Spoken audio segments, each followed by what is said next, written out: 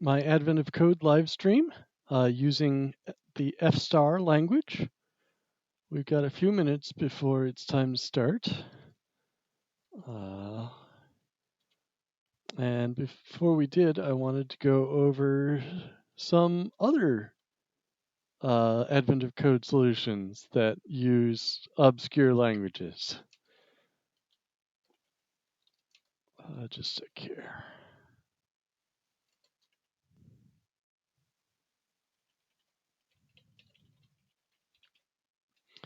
So let me start screen sharing. So I found somebody who's using the mini-zinc modeling language. It says he had to pre-process the input format, but he's been keeping up. So his day 20 solution looks like this.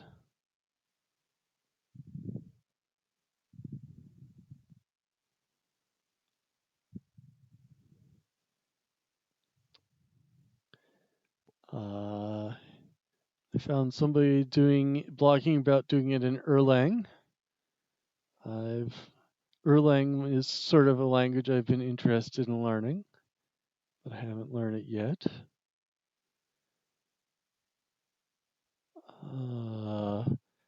Russ Cox of Go fame has did some Advent of Code in Ivy, and you can watch his videos. I think he used Perl for a couple days. Yeah, but he used Ivy for most of the days he's done so far. I really like this one. Uh, it's not very visual, but this Cypher is a graph grammar programming languages. So these split into different files, but this is the numbers, the sunfish numbers, sunfish numbers, I think. So this is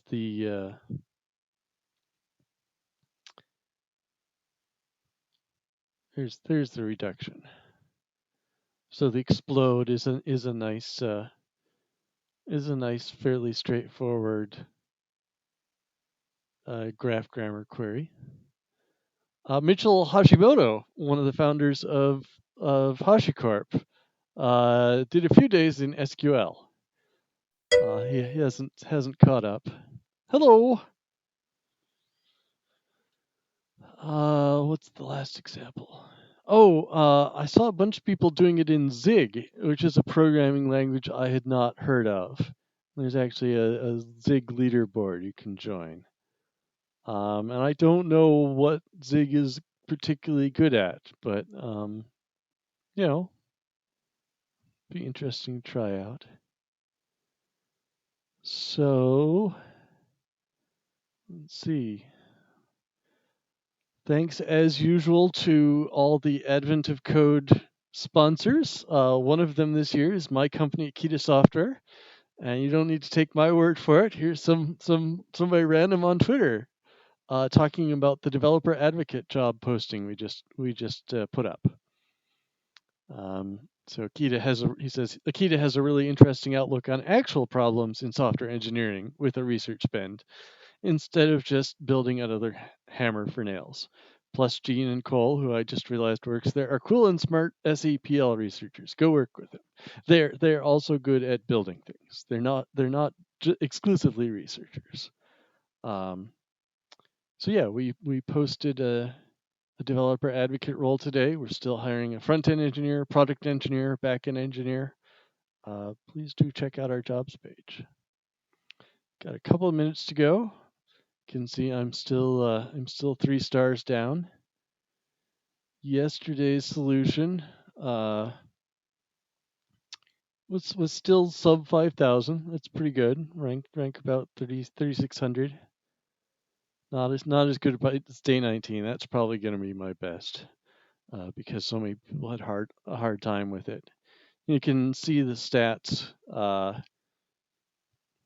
About 20,000 people solved at least half of part 1, And we're down to about 11,000 total who solved it, well, at least one part of day 19. So you can sort of see the interest. It's both an interest and a difficulty curve. Do people get tired of writing code, or do they find the problems too hard? I've seen some complaints on Twitter about the problems not being well specified, and I guess I don't find that to be the case, that the information you need is there, but you do have to read carefully. And the examples are generally very good, although not always complete in terms of telling you, of exhibiting everything your code needs to do. And yesterday was a particularly devious example, because the input the example sent the all zero neighborhood to 0, and the real input, where's my input? The real input sent that to 1 instead, and set the all 1 neighborhood to 0. So the whole thing flashed. So I didn't see any good visualizations of yesterday's problem. I'm a little disappointed. So I certainly like playing with different languages for Advent of Code. You can see my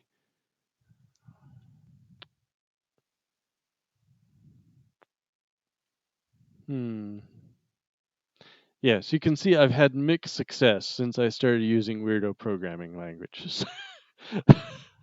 uh, Generally, I'm not able to complete them, but this year I think I can get to 50 eventually.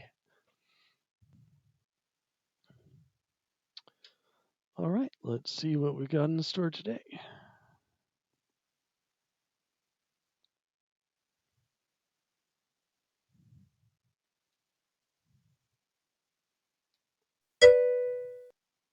Thank you. All right, Dirac dice.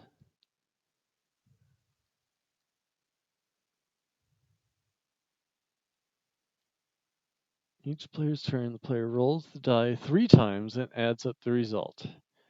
Then the player moves their pawn that many times forward around the track.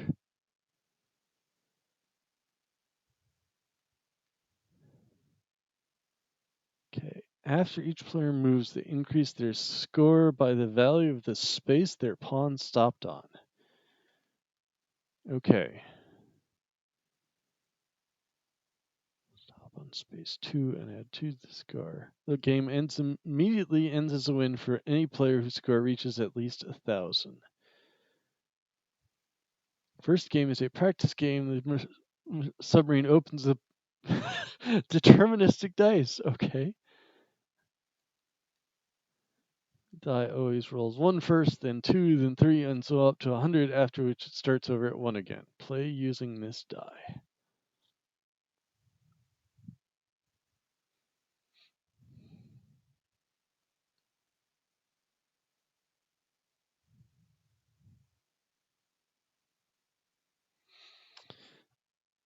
All right. So the temptation here is to shortcut the math. Um,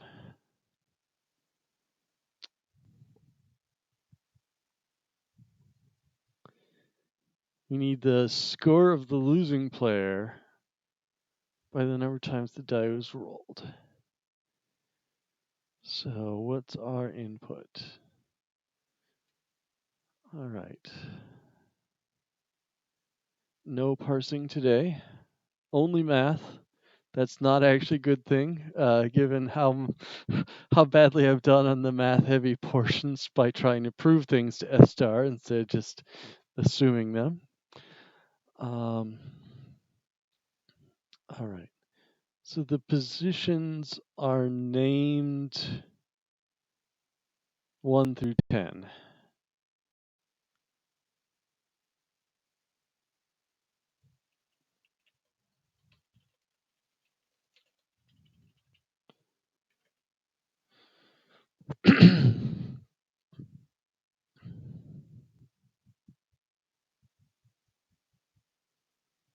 I'm really not sure what the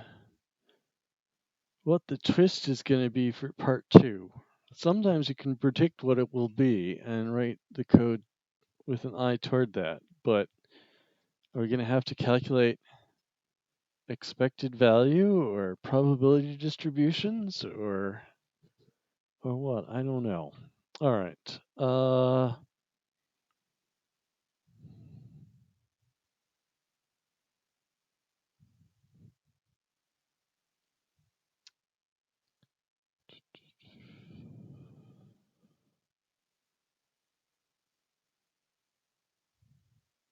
Well, let's just simulate the game. So we need a game state. So this will have player 1 score is an int, is a natural number. Player 2 score is a natural number. Turn is a natural number that is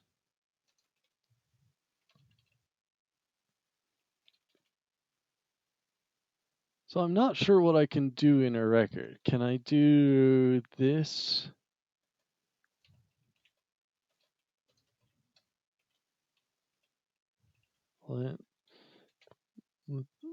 No. Oh, right, that's what. No, it's pretty unhappy with that. All right, so turn is a natural number, and that natural number is either 1 or 2. How about that? All right, better. All right, so we need player 1's. We'd be doing an array or list.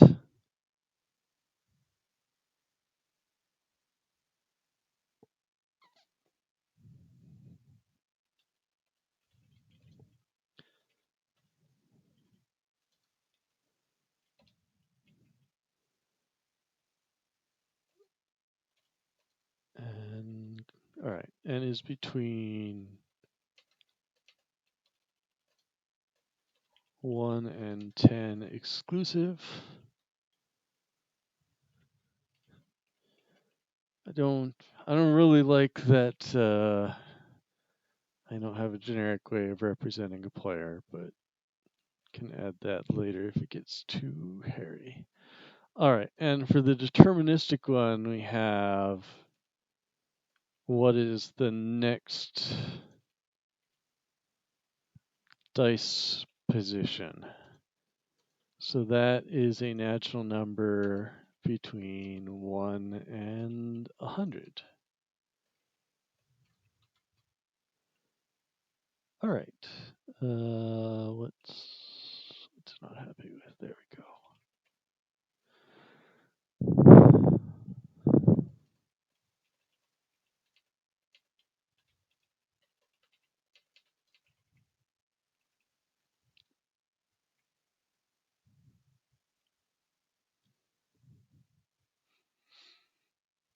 We could make these lists that have length 2, but it would still be kind of gross because the turn value would have to be 0 and 1 rather than 1 or 2. Well, all right, let's okay, what else do we need to know? We need to know the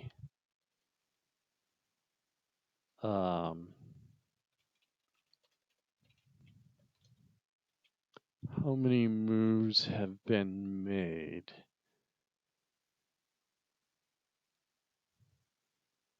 Ooh, no, it's how many times the die was rolled.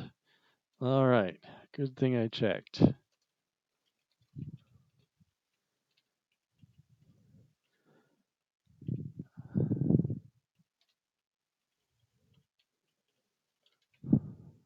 All right, so let's see.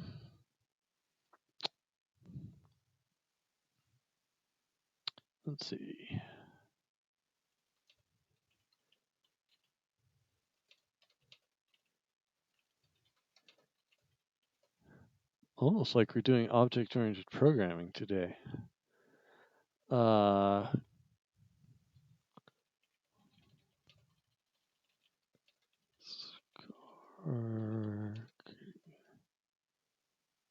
1000 or player 2 score.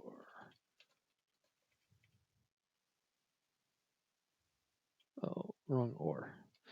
I may have mentioned this before. F-star has 2 ors, 2 ands, 2 nots. It has the logical one that operates on propositions, which is what I used here. And it has the one that operates on booleans, which we have to use on a code that actually gets executed.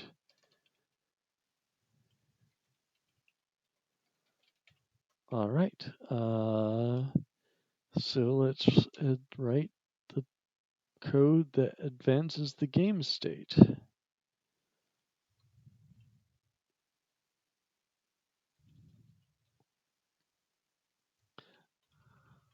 All right. I'm just going to do this in a cheesy way. And if it looks like I can refactor later, then I will. Can we say anything about the game state? Oh, okay, sure. We can say g.turn has to be equal to 1, right? And when we exit, g.turn has to be 2.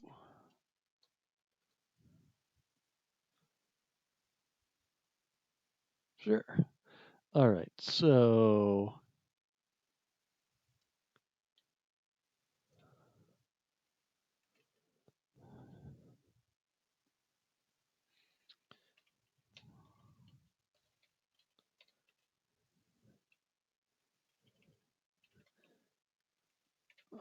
we'll give a type to the dice.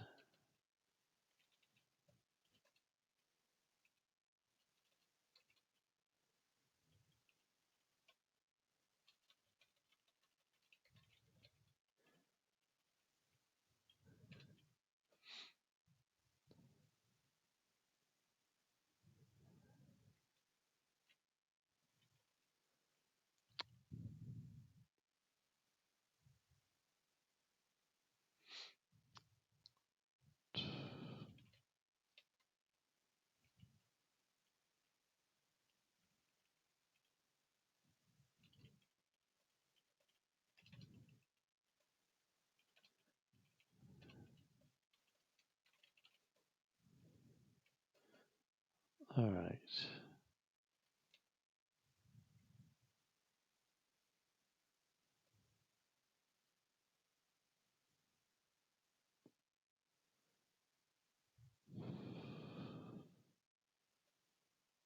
All right, if d equals 100, then d equals 1, else d equals d plus, oops, else, nope, it's not an imperative programming, I mean, it could be an imperative programming language. All right, so let d0 equals next g dot next die.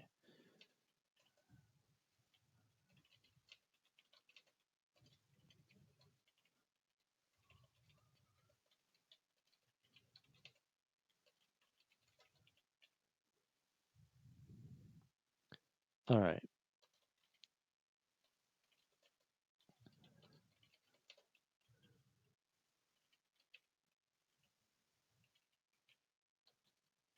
All right, so we'd record 3 numbers and advance the die. All right, so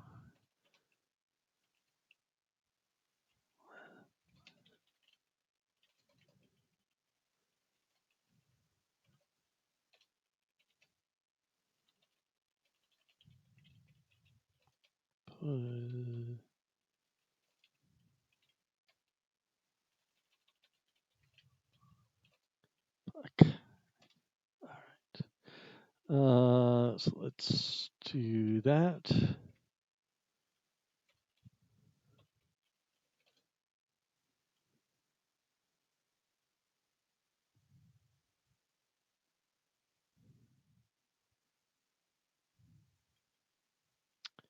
I'm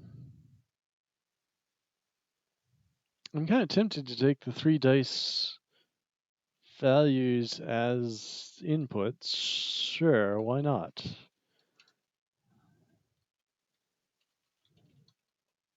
I mean, one of the things part 2 could do is change how we interpret it, but so position. All right.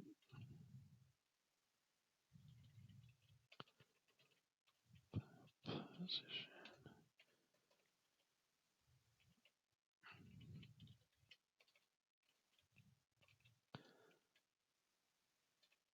All right. So let new p equals p plus d0 plus d1 plus d2. So if mod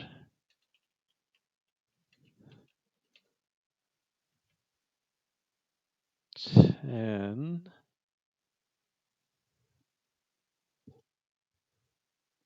so that'll give us 0 through 9.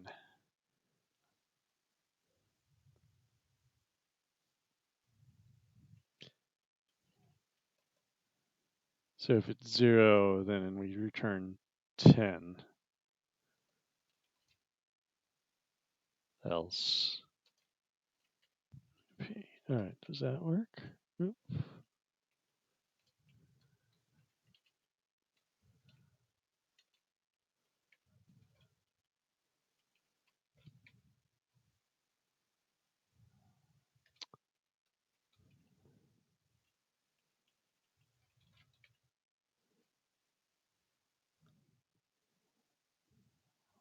Type checks at least. All right. I mean, the simple thing to do would be to ask if what happens if we play to 1,000,000 instead of 1,000. In which case, it would motivate us to. Sorry, I'm still speculating about part 2, and I instead just going ahead and finishing part 1. All right. New position equals advanced position. I'm having a hard time not writing some other programming language today. Those parentheses aren't wrong. They're just not idiomatic. All right. Game dot player 1 position. D0, D1, D2.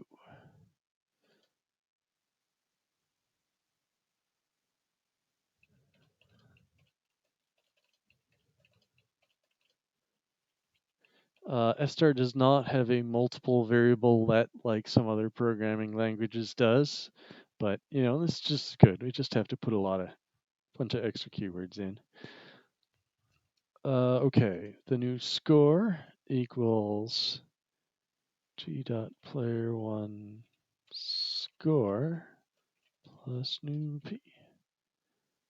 All right, so we got to return a new game. So the game's player 1 score equals new score. Player 1 position equals new p. Player 2. We can do better. We can say it is G with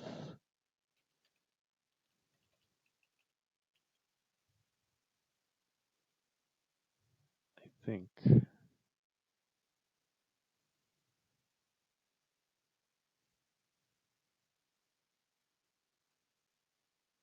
except for those fields mentioned after the with. All right, good.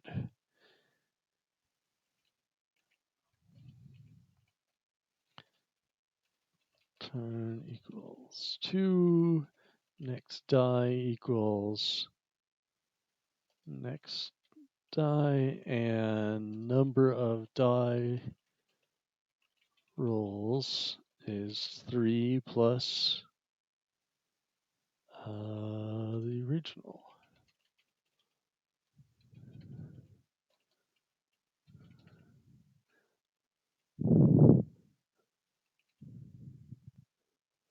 right, let's increase our specification a little bit. So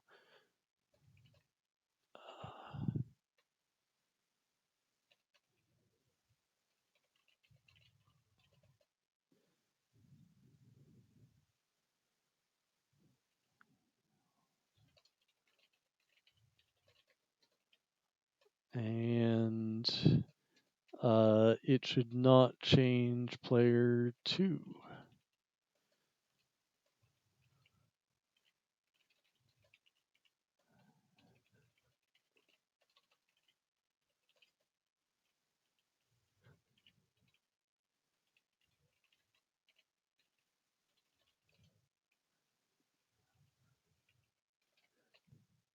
It's a very complicated game stage, but all right. So I'm just gonna copy and paste this for player 2, and we're gonna swap 1 and 2. Except, nope. How did that pass? That shouldn't have passed.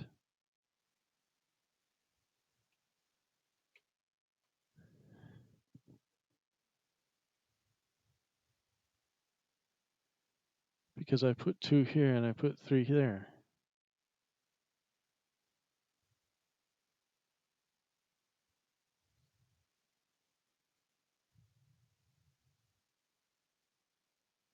I'm not using or, I'm using and.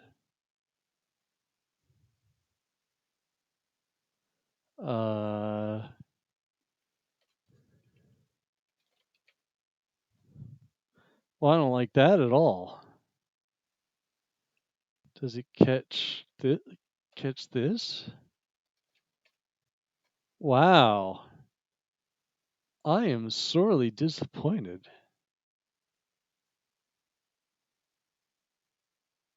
Yuck.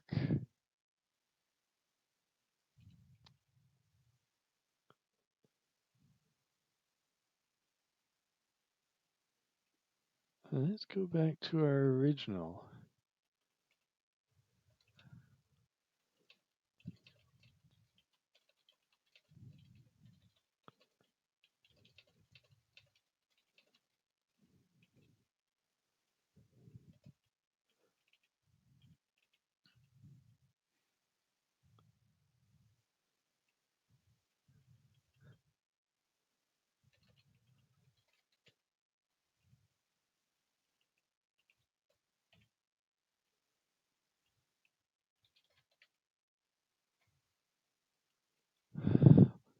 Wow. That is very bad.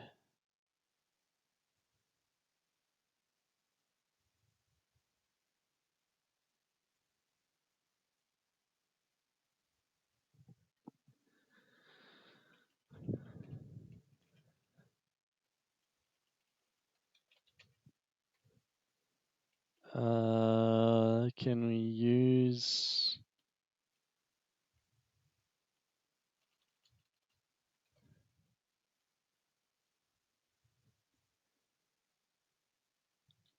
game state dot turn?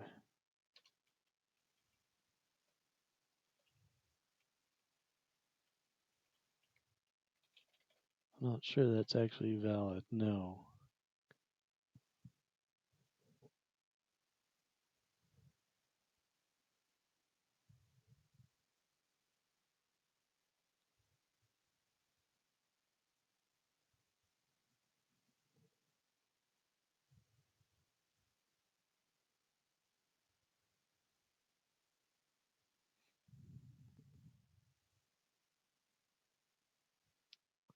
We only get these funny functions for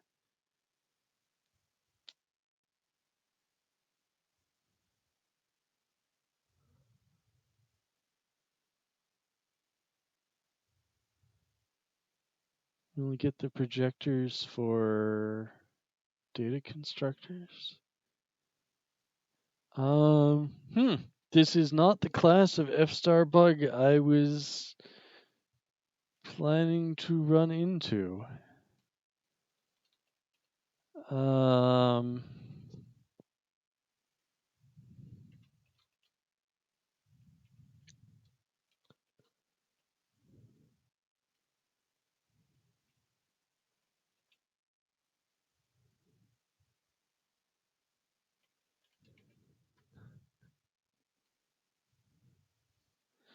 all right, I guess the first step is let us look and see if it is a known bug. Oh, here's the bug I found 2 days ago. Um,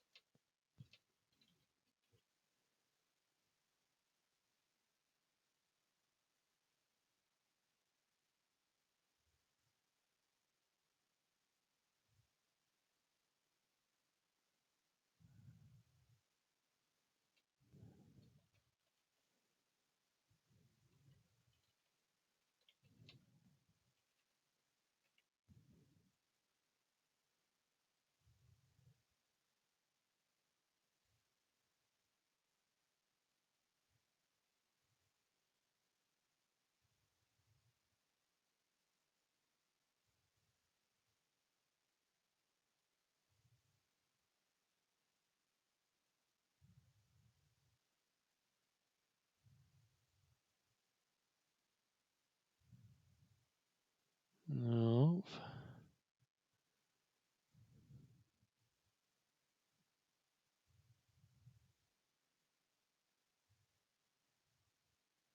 Well, it certainly seems like there have been a lot of bugs in this area.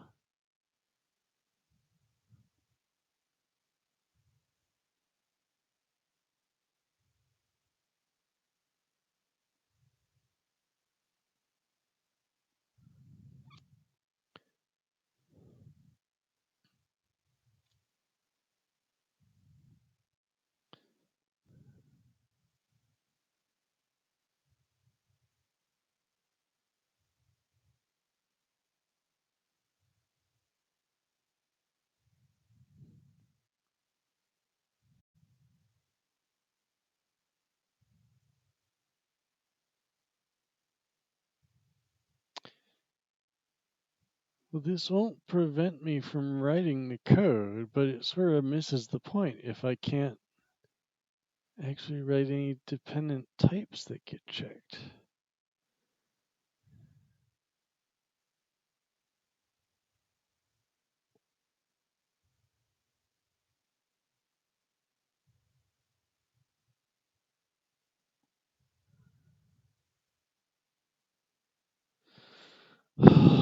Okay. Let me try, maybe it's the with syntax.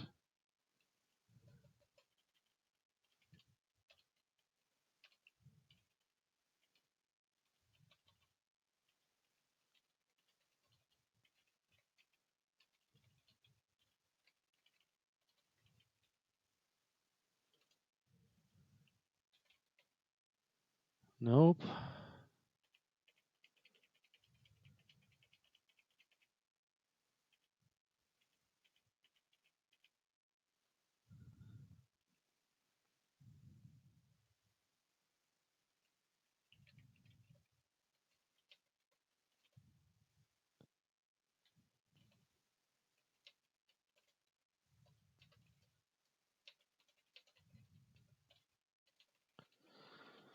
All right. So if I wanted to do these, I could rewrite it as a constructed type rather than record. I'm just gonna leave it be. I guess if I want to do anything, I'll have to do it as a lemma, although I have no guarantee that works there either. All right.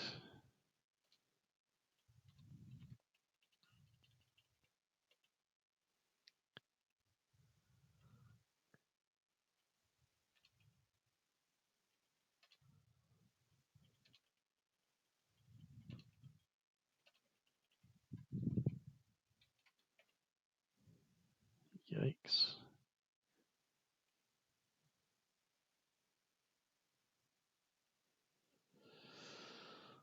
All right, where were we? All right, we can. All right. Okay, so we need a move from an arbitrary game state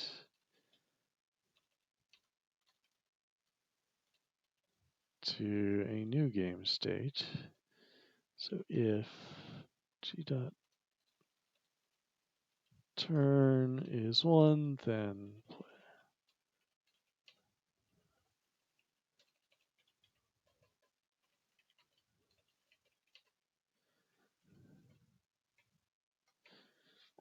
Okay, so we're going to play until the score is 1,000.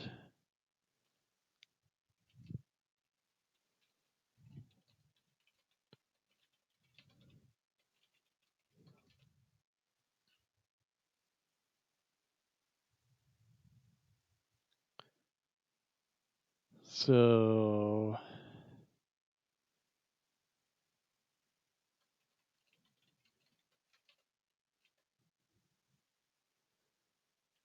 gosh.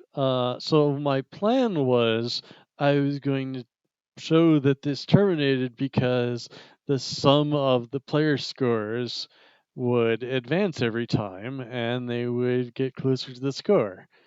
But now I'm not sure I'm going to be able to do that. Right,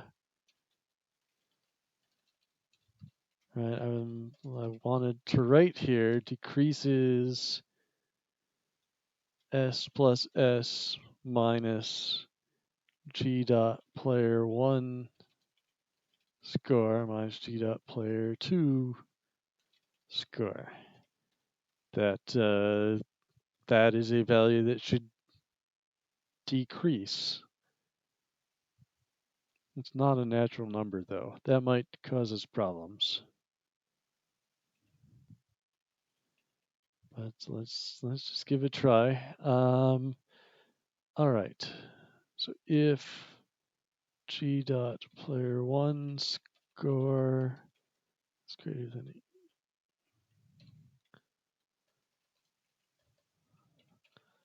or g dot player 2 score greater than equal to s, then g, else play cursive, and we just used, did we use integers? We use natural numbers.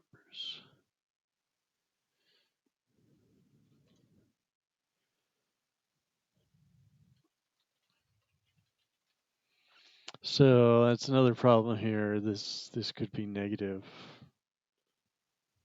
Not sure it matters.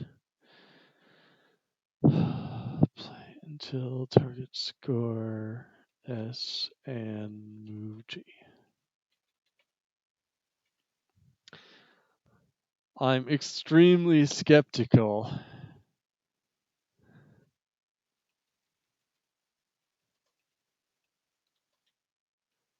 I just want to see that. Now, come on. Do records just turn every check off?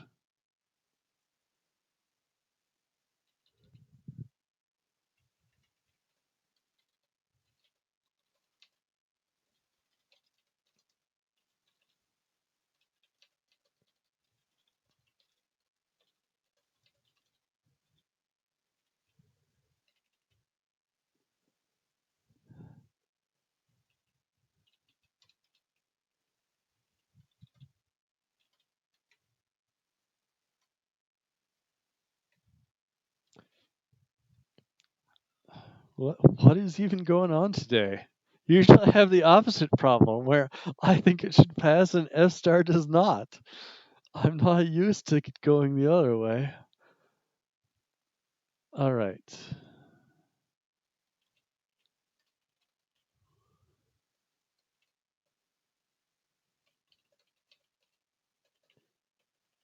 All right, so we need our old friends IO and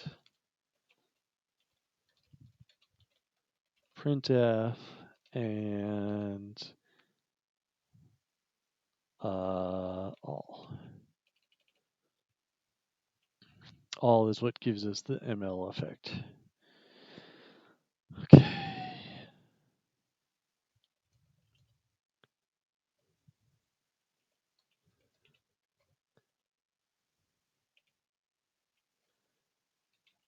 All right. Player 1 score is 0. Player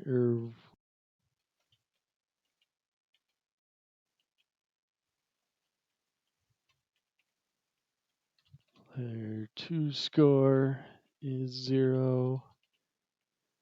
Player 1 position is 2. 2 position is 1. The turn is 1. The next die is 1. And the number of die rolls equals 0. So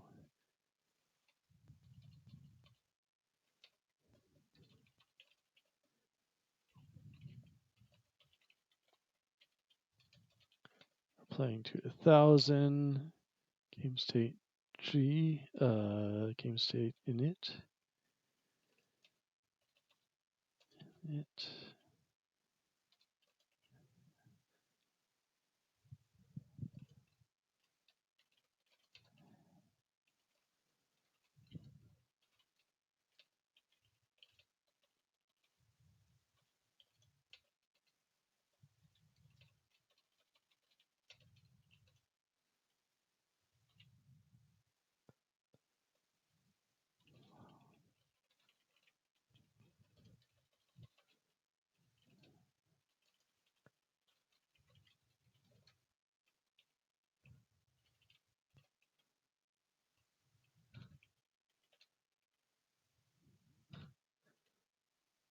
Okay. Number dice.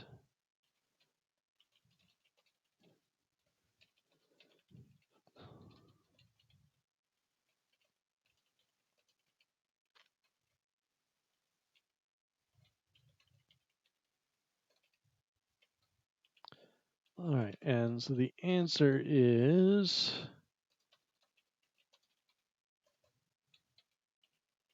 it is the minimum of the two scores.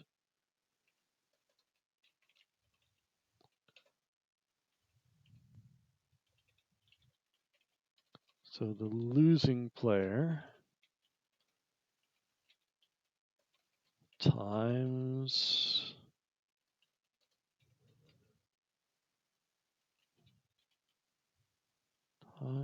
that.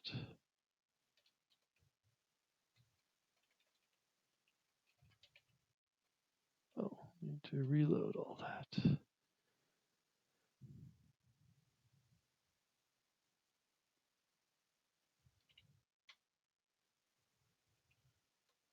And we need to close all our parentheses.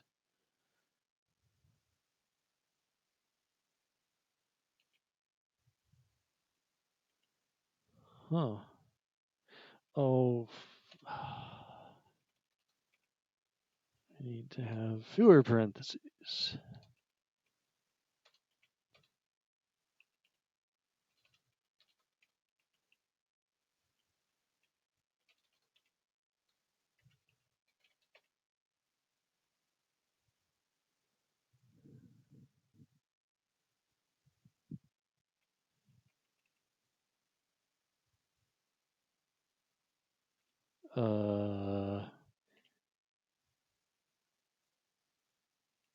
What assertion is that?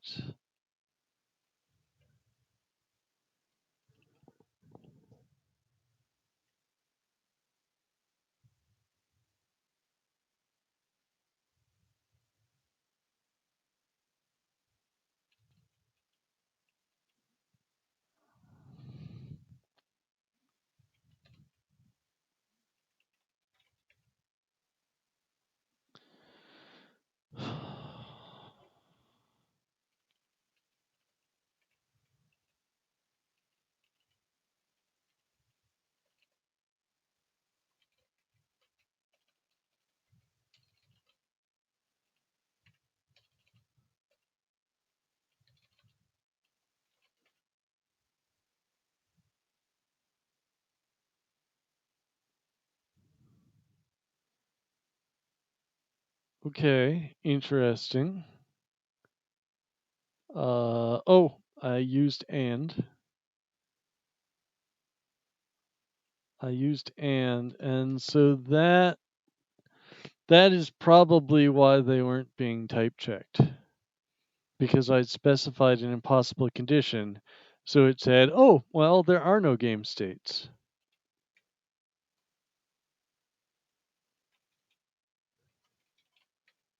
So, a function that takes a non-existent object and returns a non-existent object. Let's try that. Okay. Yeah, that was the problem. Not a bug. I mean, a bug, but on my part.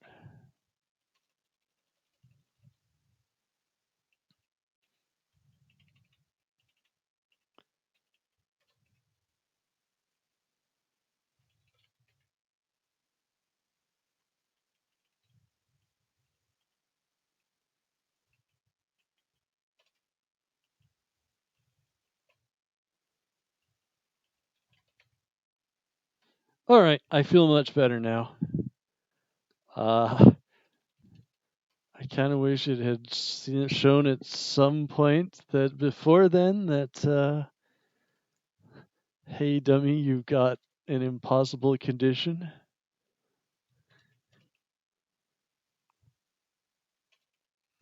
All right. There's no possible way you can call this supposedly total function. All right, so this will probably fail now. Yeah. All right.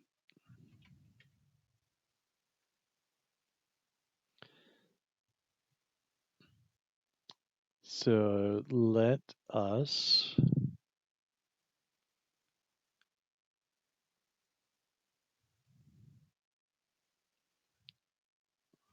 All right. So what we need here is G H dot. The score increases for one of the players.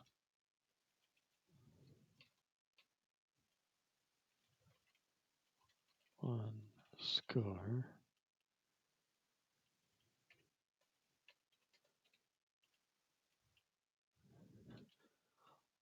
Or. And that's not an or, that's an and.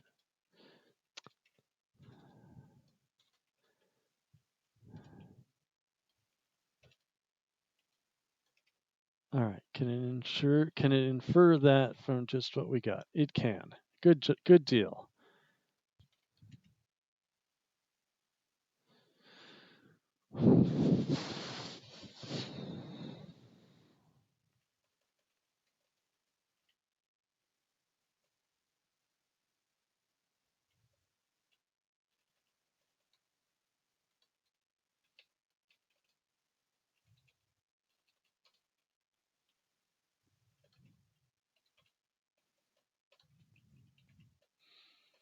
All right. So what we assert is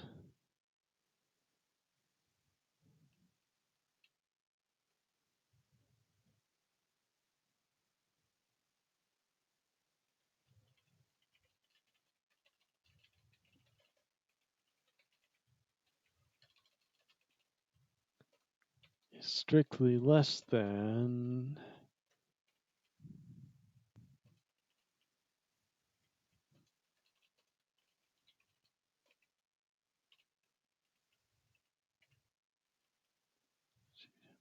player 2.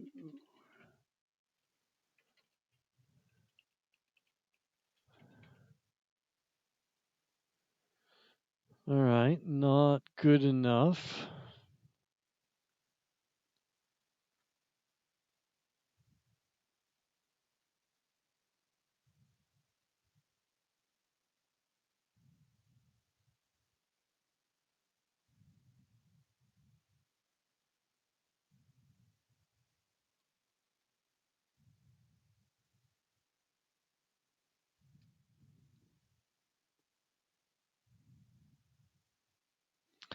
I think it might be that it can go negative.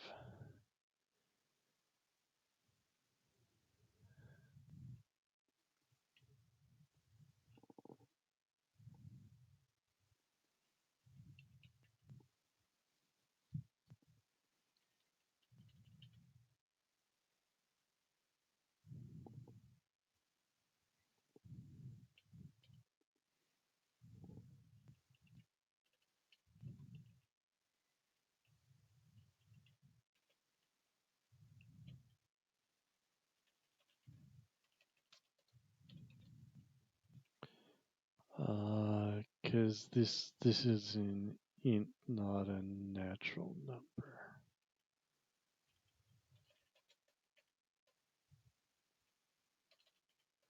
Oh, wrong way around.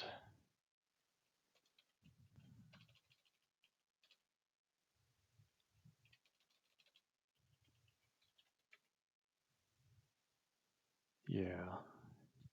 I mean, that's just spelling out what it told me before. All right, so let us put a bound on the score. So this score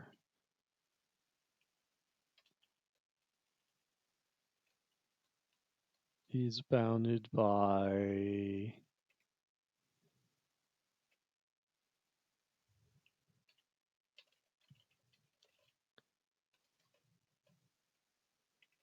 2,000.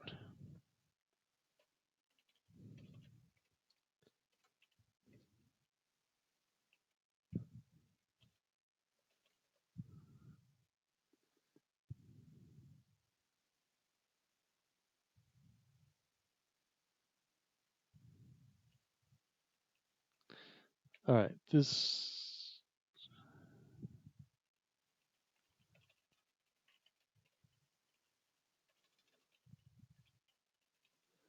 will cause a problem.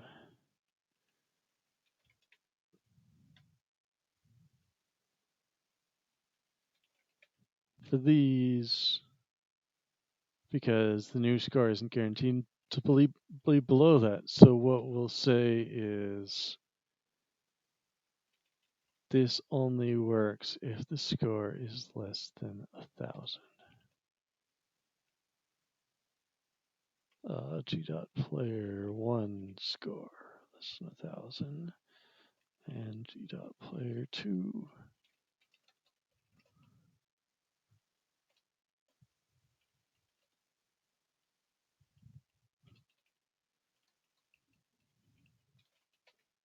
All right, that works. This should work. This will work if I can type.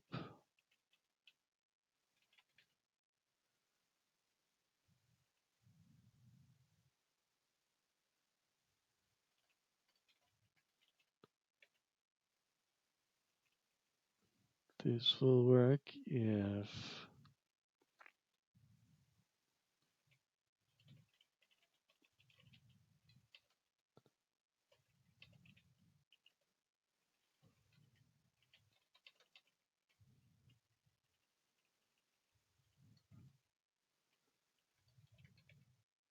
okay. And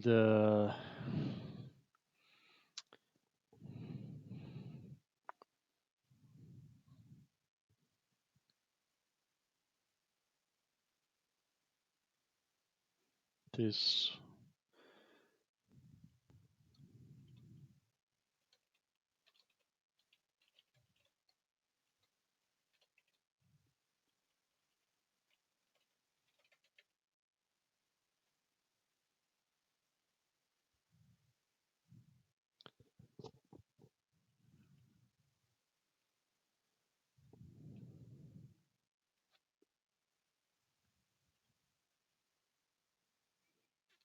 yeah, this is gross. All right, we're just gonna remove that from the picture.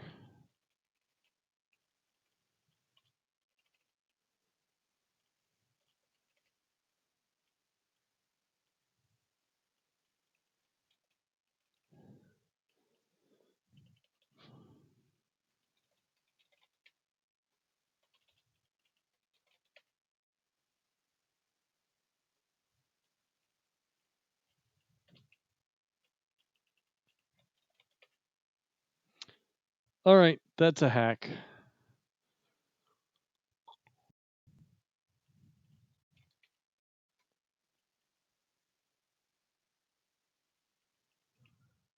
I don't know what we can do in a principled way to avoid the hack.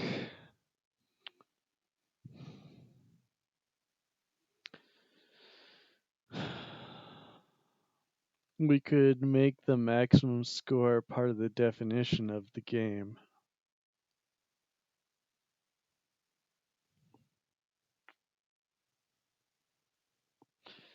Maybe we'll do that in part 2. All right, so what's our example? What's our example? 4 and 8.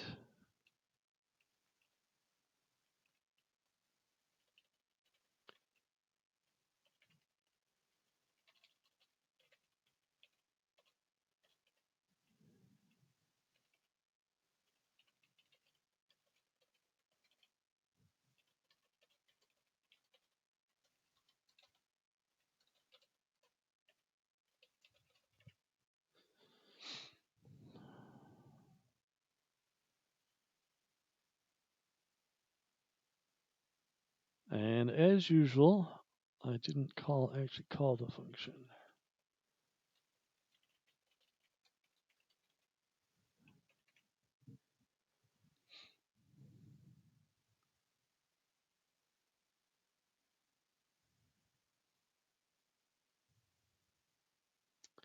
$993 dice rolls. Player 1 has 1,000. And losing player had 745. All right.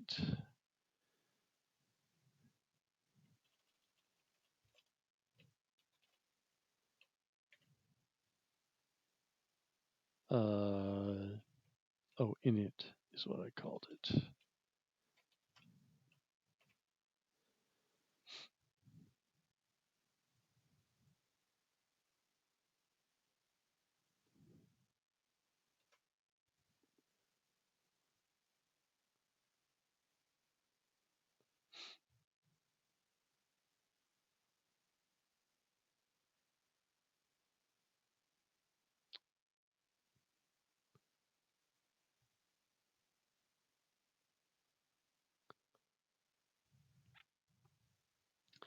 Huh.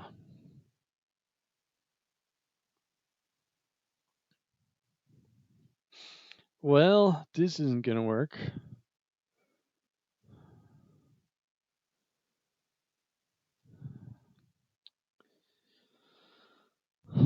All right.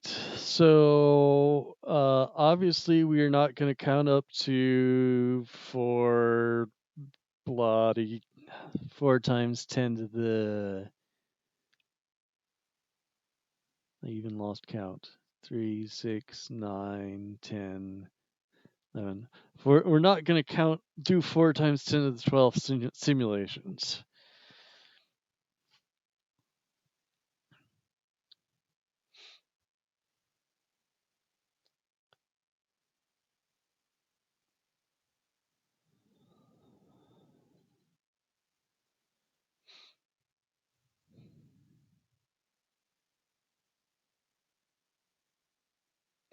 All right, the good news is we have to know who wins.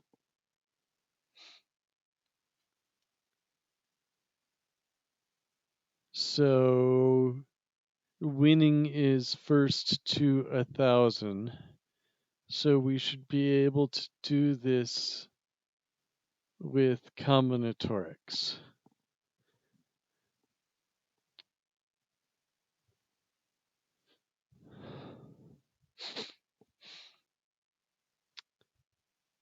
All right.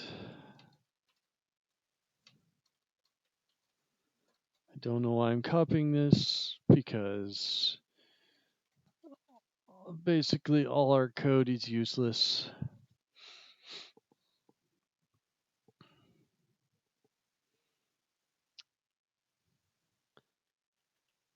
All right.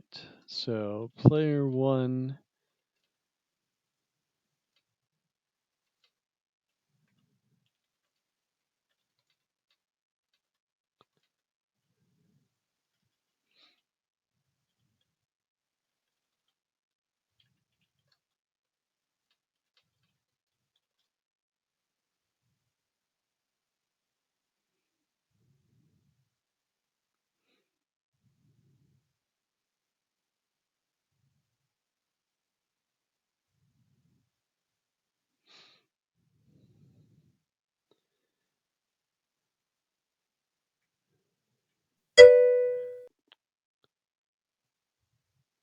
Yes, we're still rolling the die.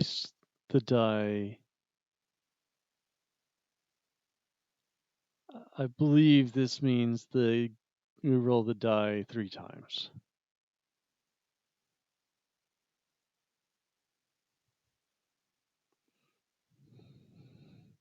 So I think combinatorics is the wrong approach. We should, if we had matrix arithmetic, we could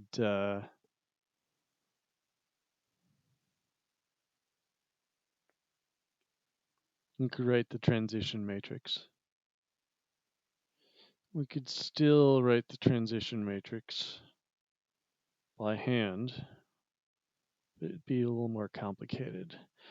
All right, so what are our states?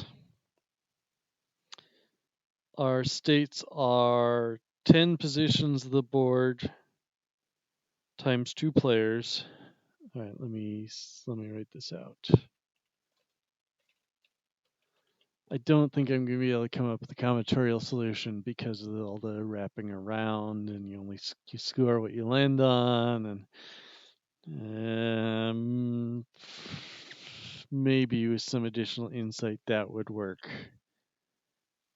But all right, so 10 times 10 board positions.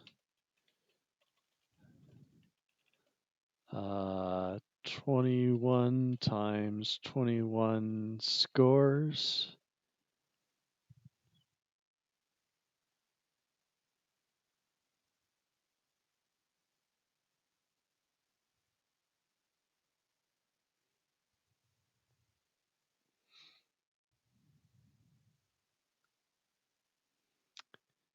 Dice position really doesn't matter.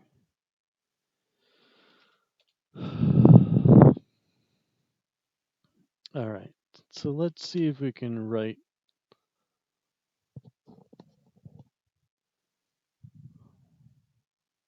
So that's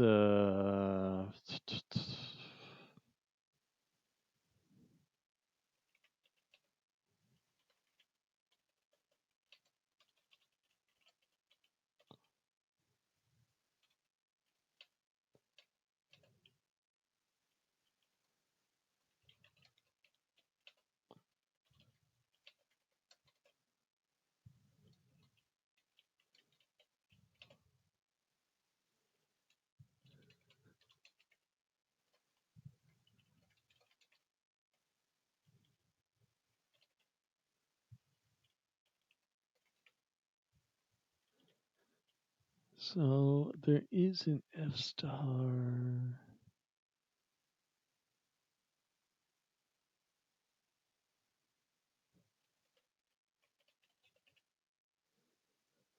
44,100. All right.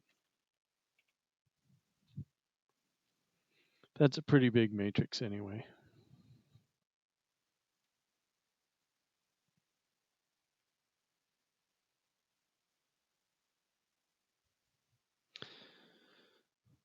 All right, so what I'm thinking is we count the number of universes in a big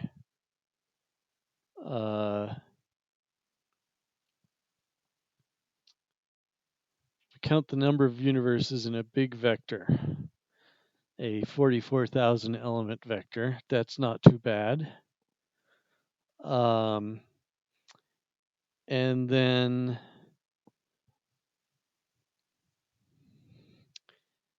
for each time a player takes a turn, we add up all the predecessor states that can lead to that state.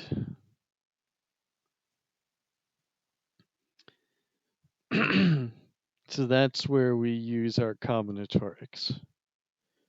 So, for example, the state where all right.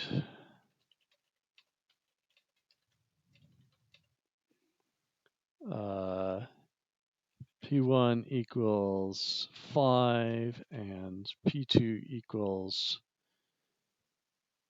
X and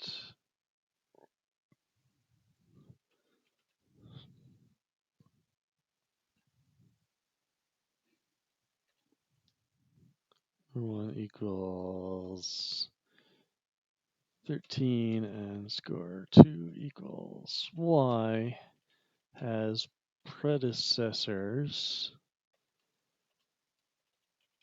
All right, so our 3D3 could be 3, so it could be P1 equals 5 minus 3, one way,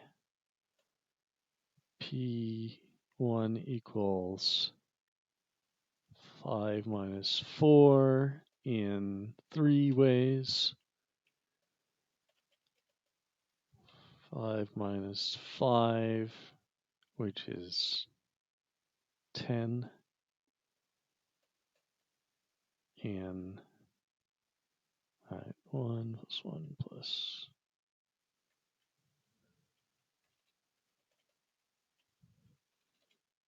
3, 1 plus 1, 3 plus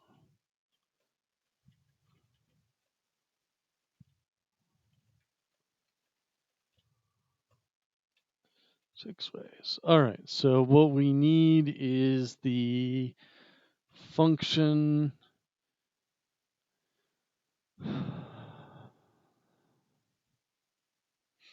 Right, and all these, the previous score,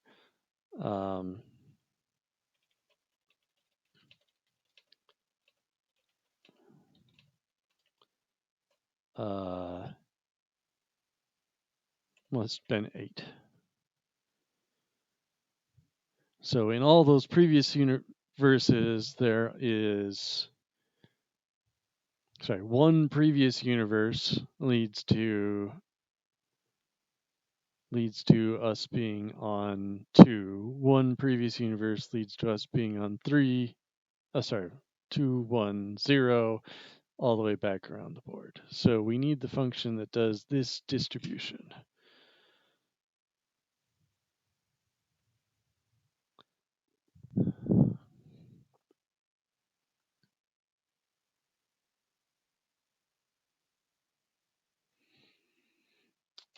All right, backwards D3 distribution given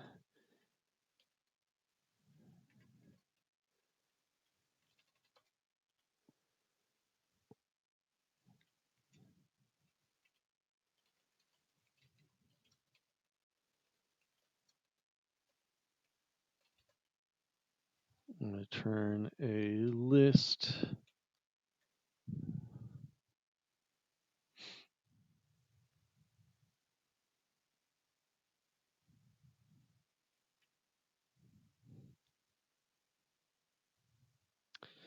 I was thinking of a list of pairs, but 3D3 goes all the way up to 9. 1 to 9, yes. So we could just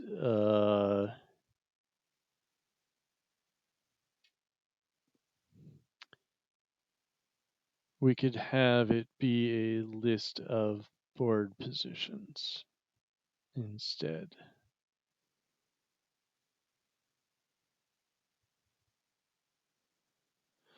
It'd be a lot easier if the board position started at 0.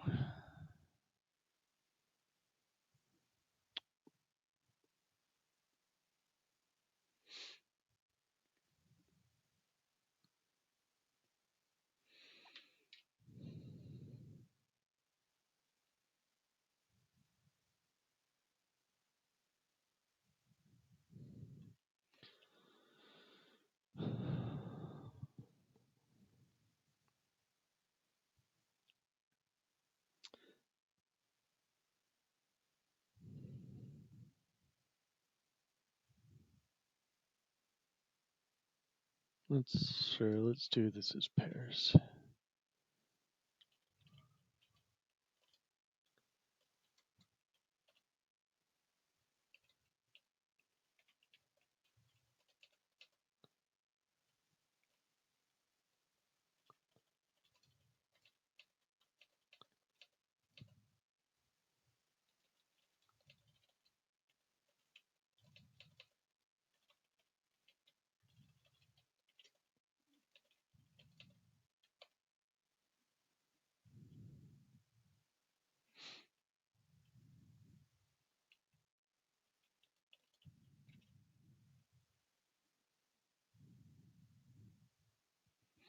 So I could just look this up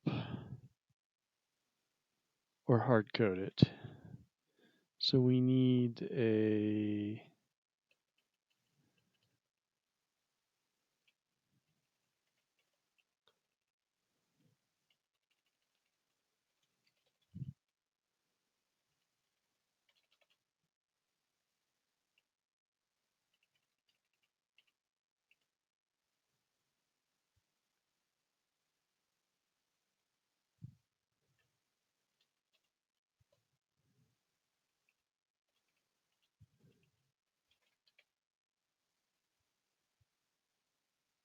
okay, good, good.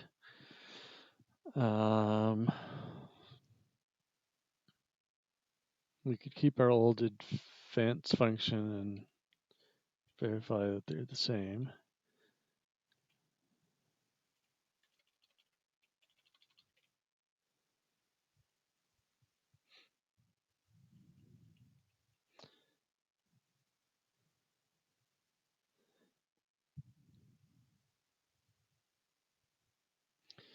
Um,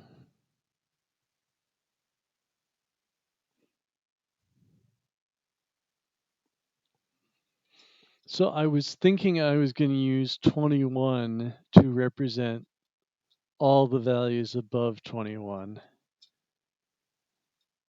That seems error prone. We could do it though. We could say, um, you know, the previous value was 20 and the board position was so and so, but I think let's just increase the size. So the worst we can be is at n equals, so we can score at most 10 points.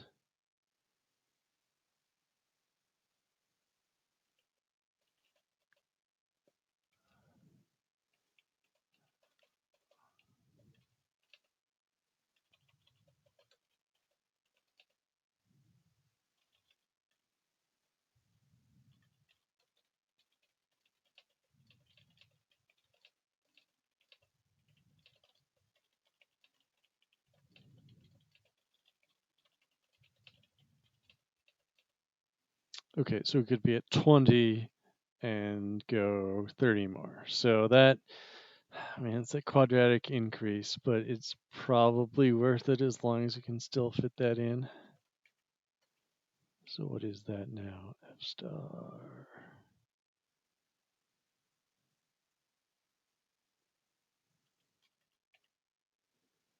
90,000.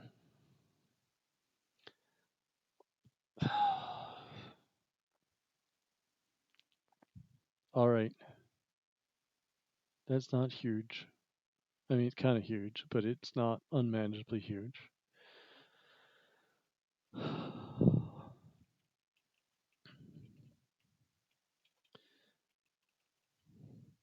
All right. So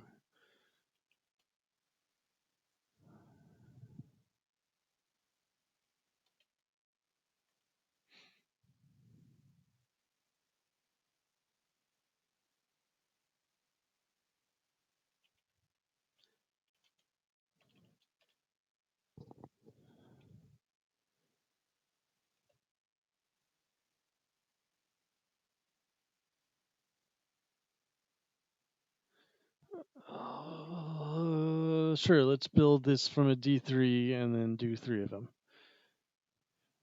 It should work. We just have to multiply everything up. Not really, no.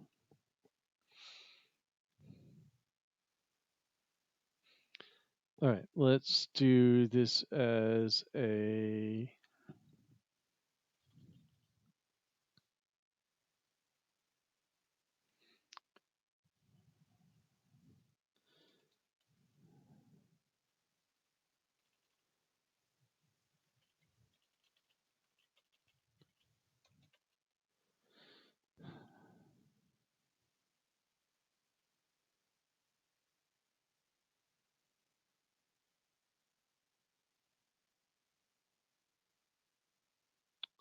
is just the binomial distribution.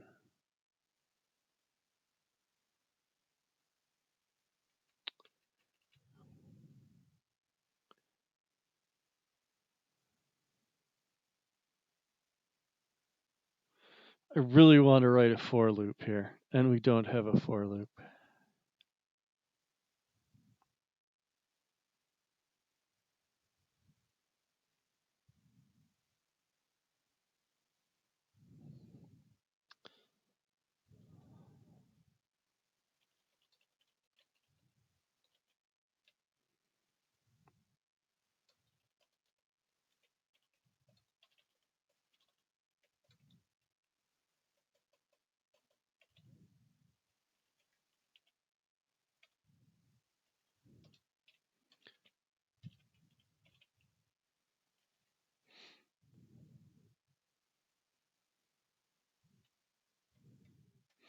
Okay, so if I do something like this,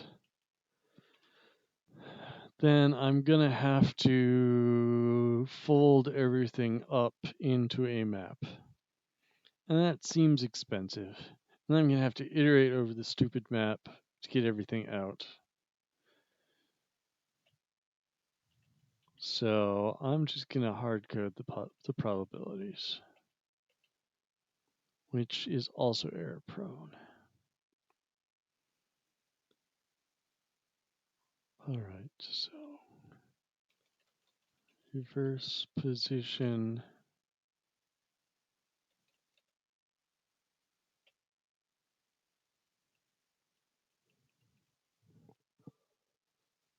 But this isn't a die value anymore.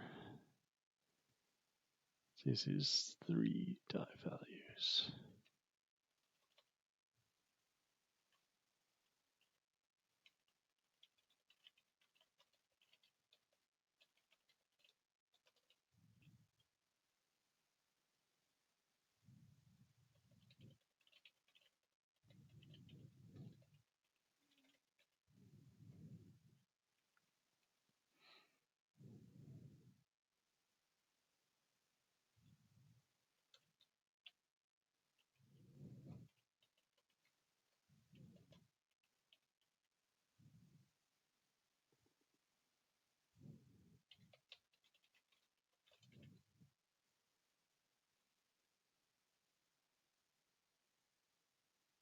No, no, I don't want to calculate it.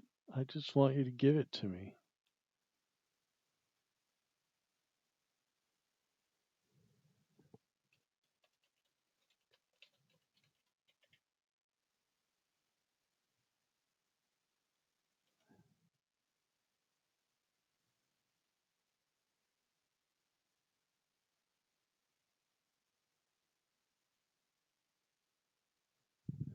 Why, why are you being a...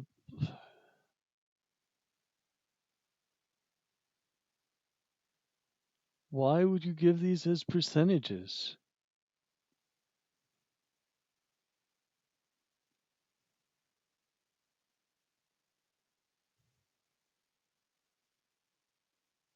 Okay.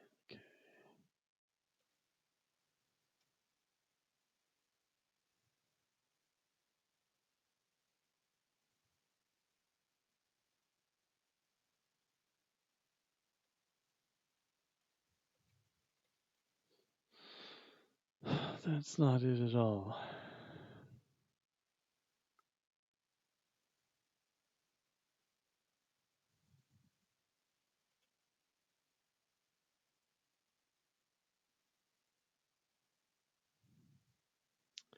All right, I give up.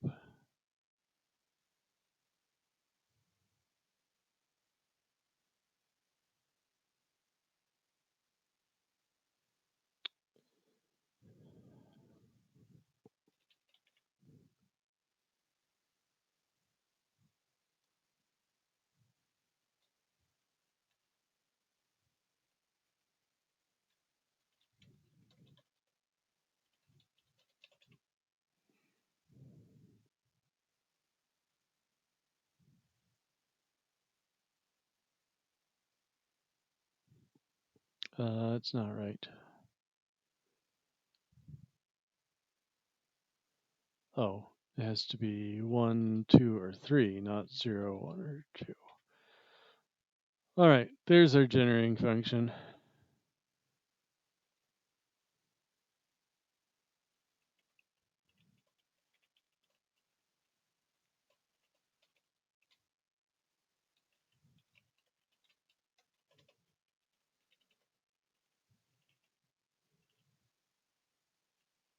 All right, 1, 2, 3, 4, 5, 6, 7, 8, 9.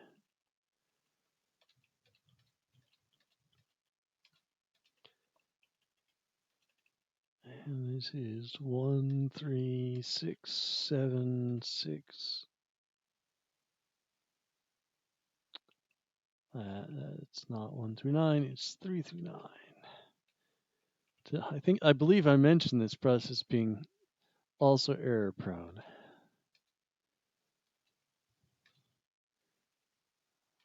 All right.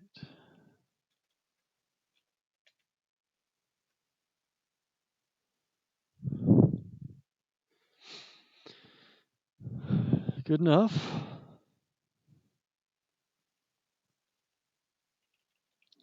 Call it that.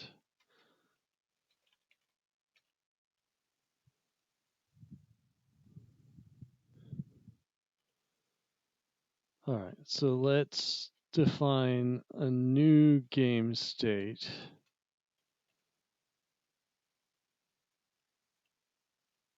Which we use, which won't have the turn because that's global.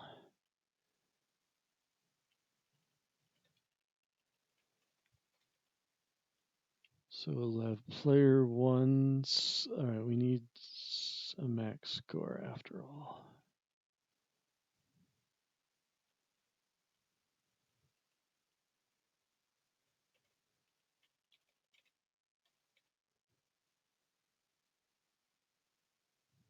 Ten, 20. Yeah, we can be at 20 and add 10. All right. So.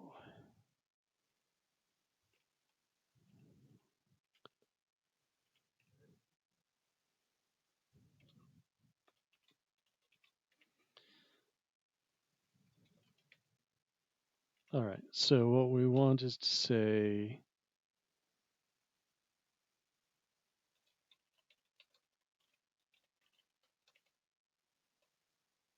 we want to find the position of this game state in our vector.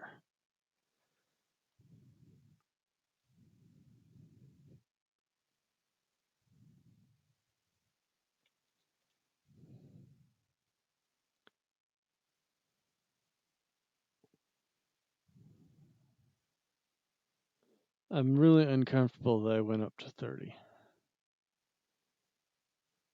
All right, but n is less than state space.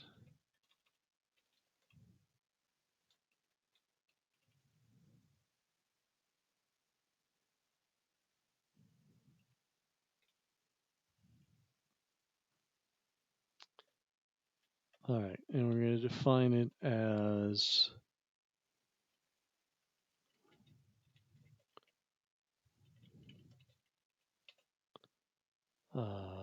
max score of player 2 score. No, I was wrong. I have to handle 0.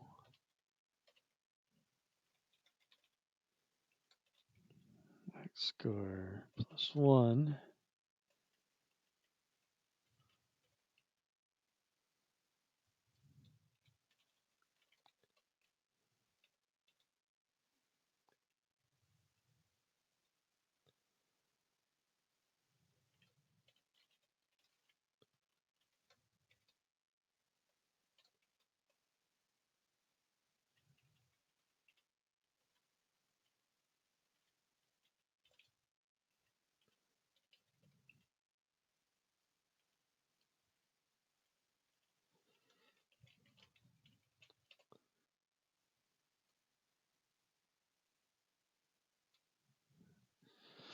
All right, now we want to do this minus 1.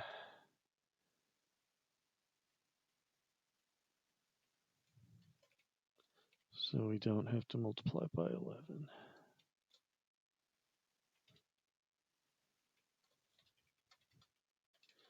All right, so we're just converting that nice structure into a gigantic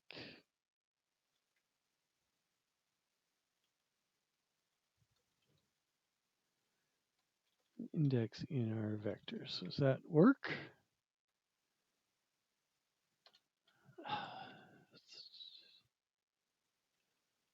Only if I actually...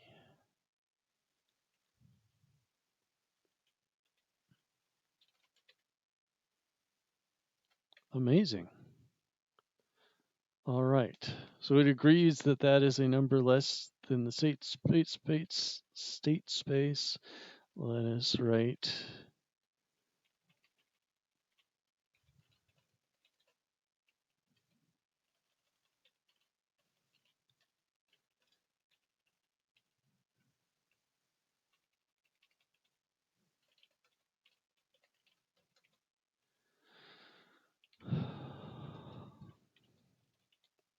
all right, player 1 score equals n mod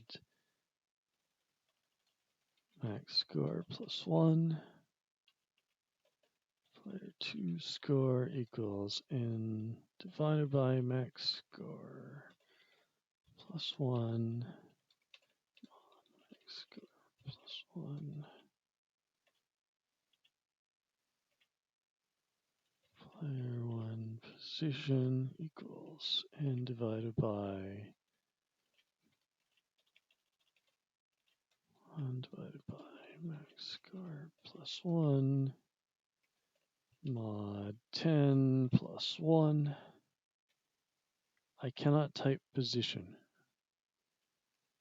The things I learn about myself by live streaming.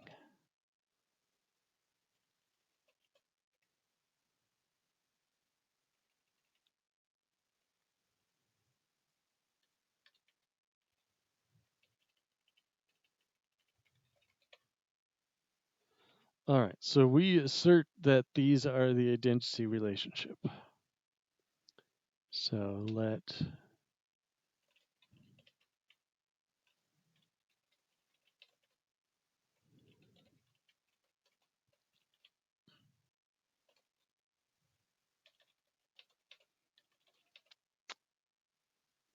from index of to index of G equals G. All right, can it prove that? It cannot.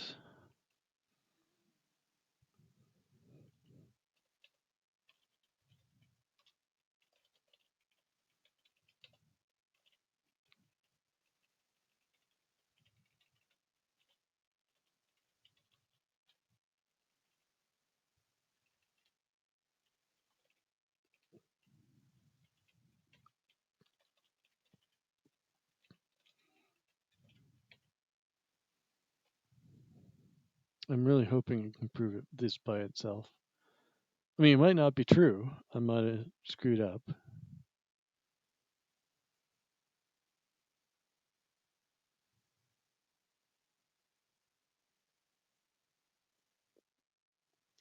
All right.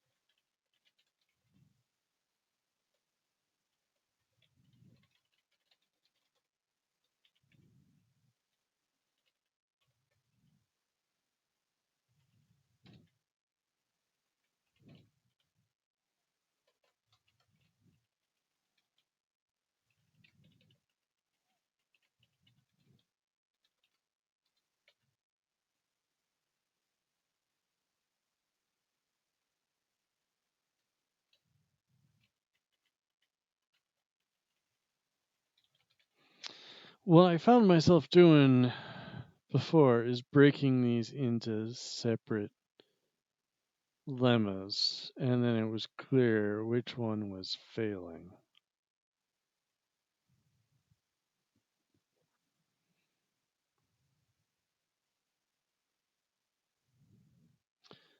All right.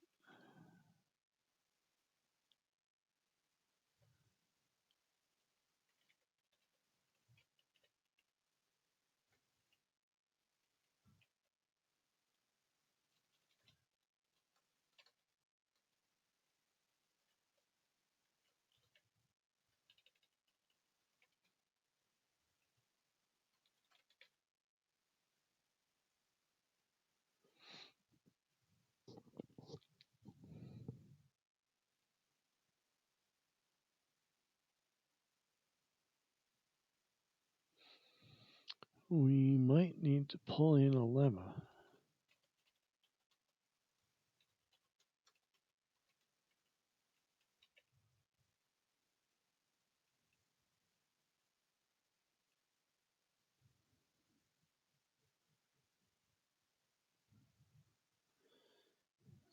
None of these come for free, although it should be that. All right.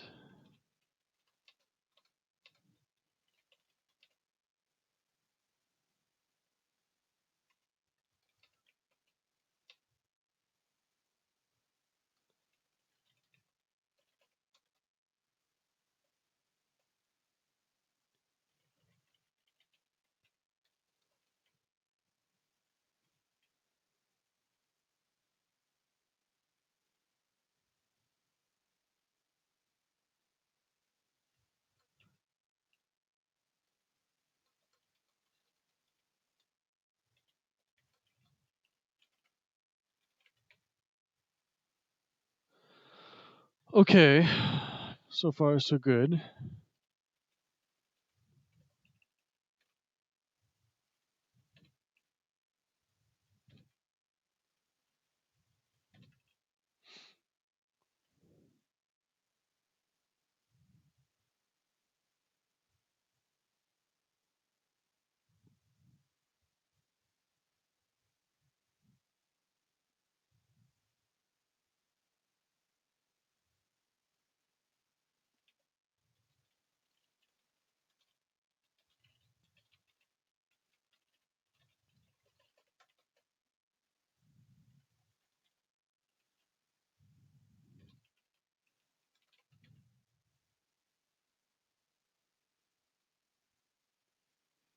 Oh, is that the sort of day it's going to be, huh?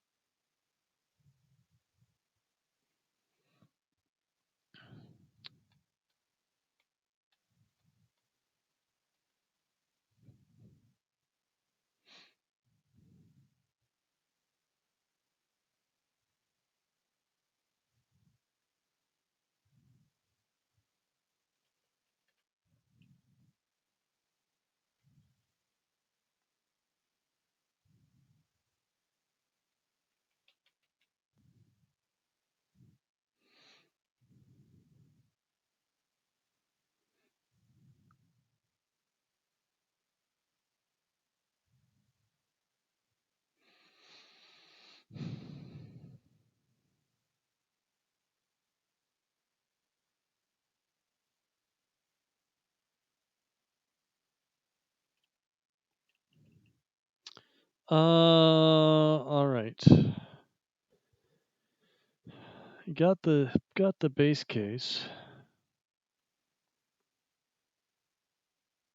I'm thinking I could prove this in more general terms and use that for specific values?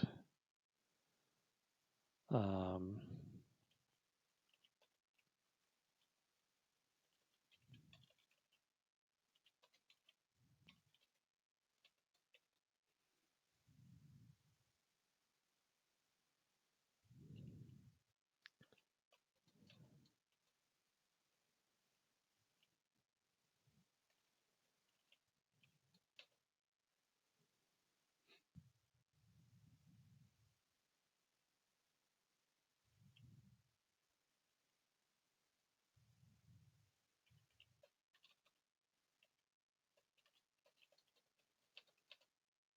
all right, what I would like to say is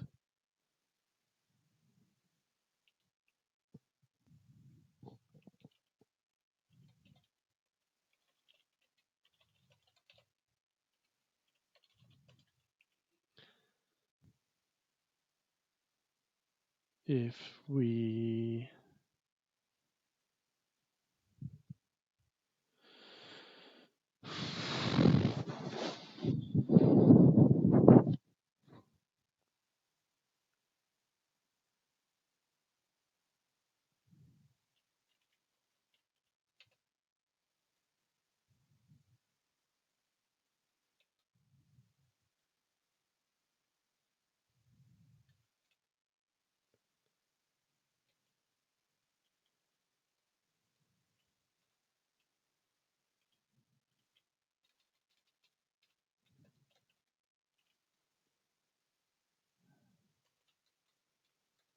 all right, so if x is less than our modulus, then if we multiply x by a shift value,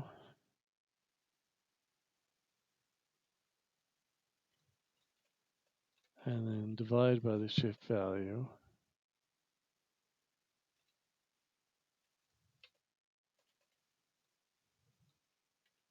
that's probably not enough. Accepted non-zero.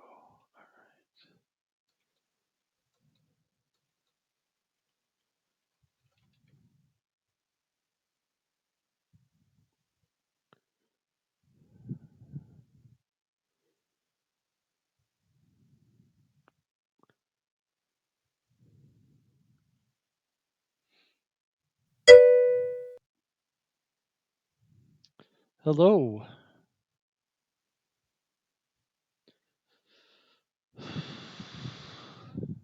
How long have I been coding? In this language, about 5 weeks. Total? How old am I? 40 years if you count learning basic?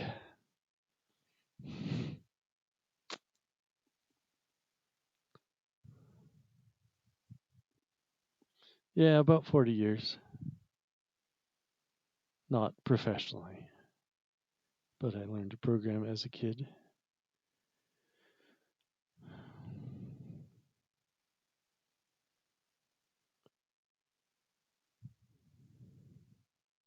Well, this looks true to me, right? I'll multiply cert. I think this is not all we need, but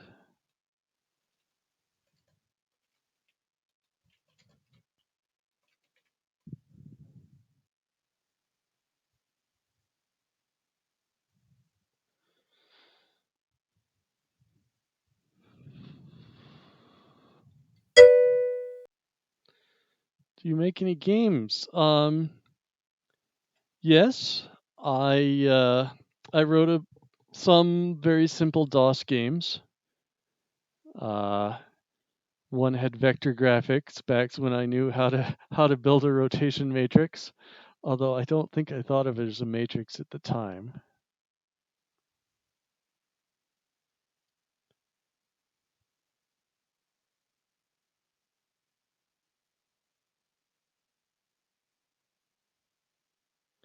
I was a coder on a mud for a short time in grad school before I had to get back to work. A mud is a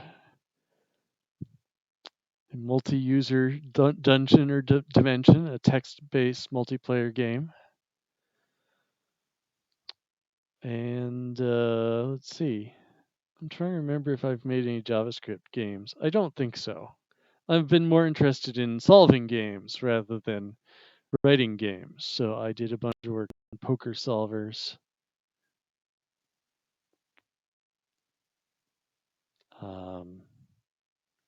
I tried to, for Proc Jam a couple of years ago, I tried to make a game that makes games. uh, didn't make much progress. I tried to create a program that creates match 3 rules. Um,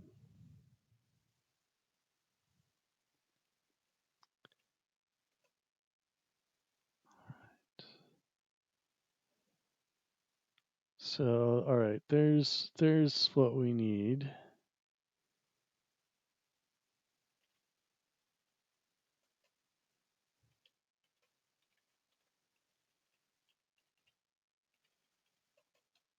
Math. What is this called? Math lemmas.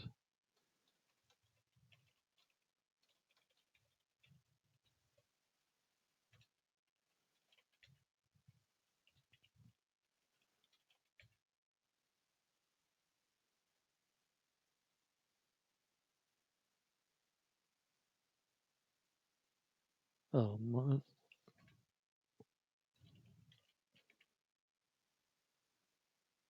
oh, we need we need both parts.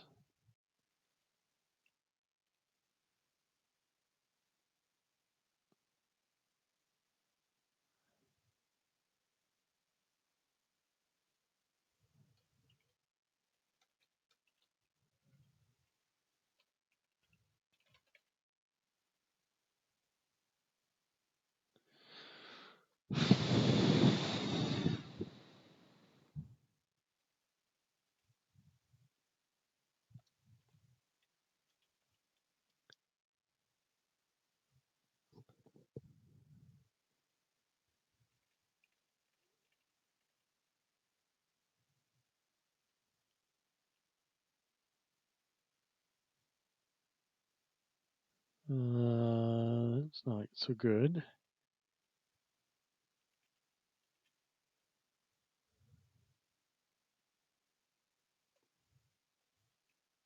There we go.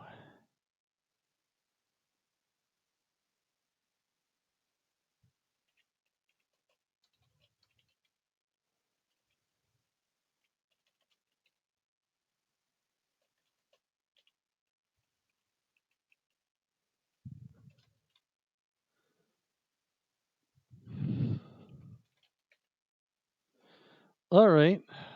So there's today's basic mathematical fact we've proven to F star. Uh,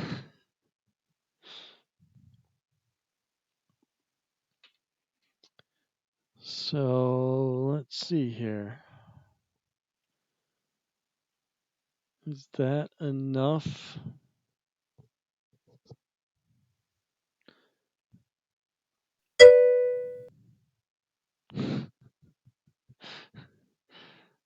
All right, but I think what we need to do is prove that if we got something bigger,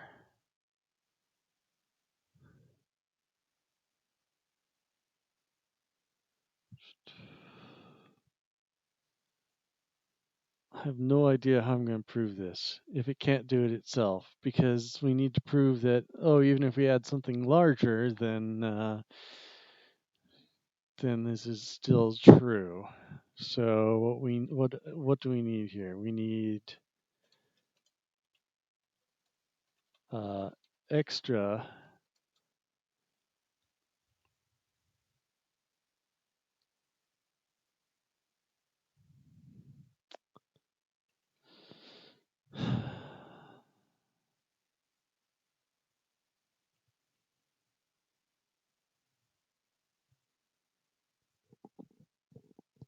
All right, let me just keep that one.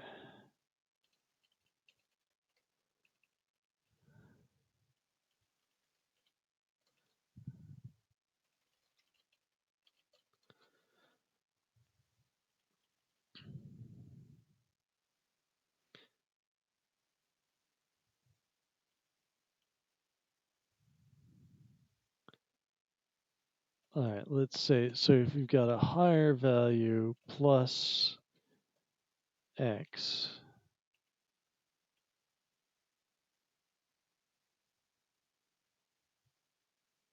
okay, times, I think we need the combination of these two.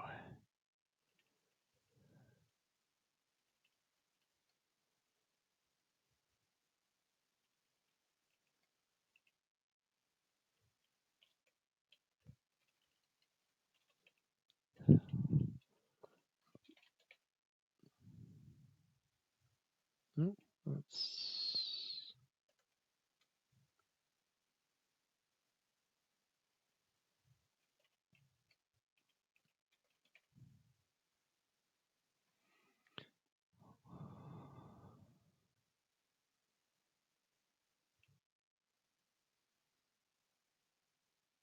all sorts of interesting lemmas in here. I wish there was a way to look them up.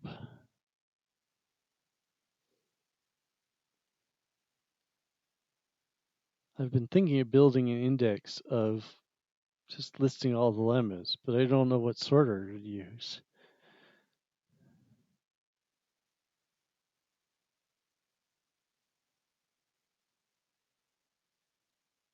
All right, this is it.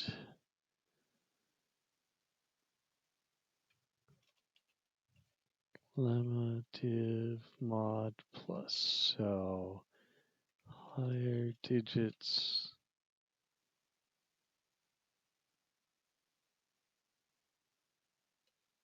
M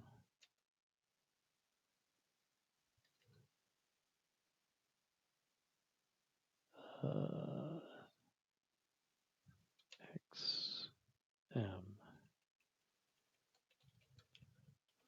I mean, that's basically the entirety of the lemma.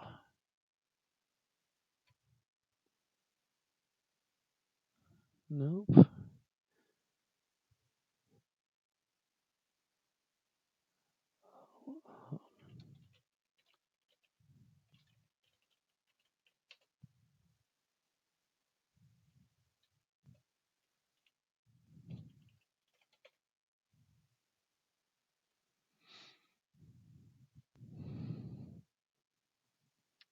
All right. Oh, the first one has got this one the wrong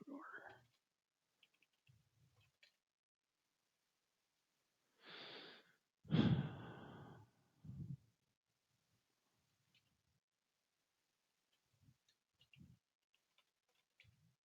There we go.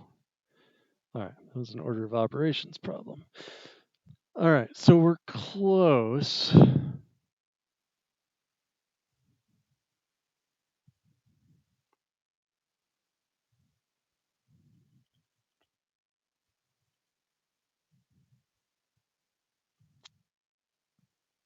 So can we prove this now?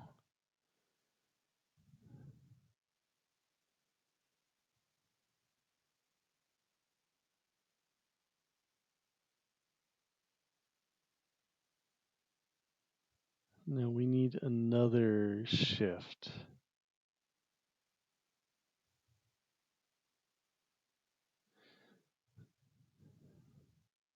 No, we can use this multiple times. All right. Let's give it a try. So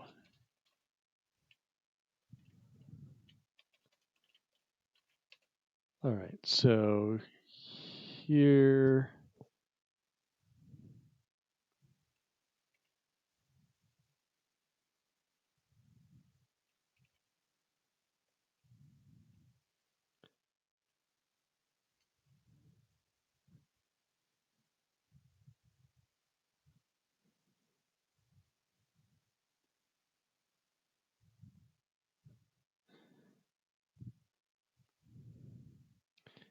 I think what we need is a version that says the lower digits don't matter. Right, so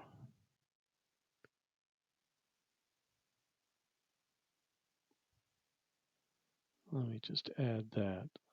Oops.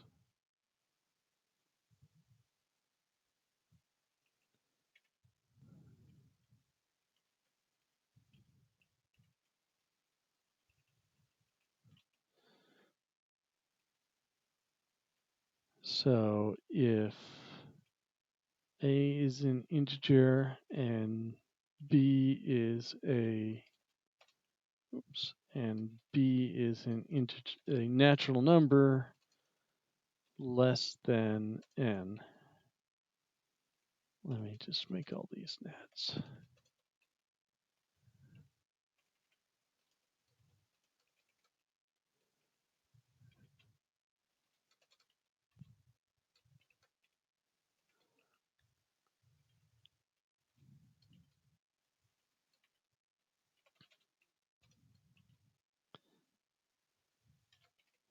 So our lemma is A times n plus B divided by n equals A.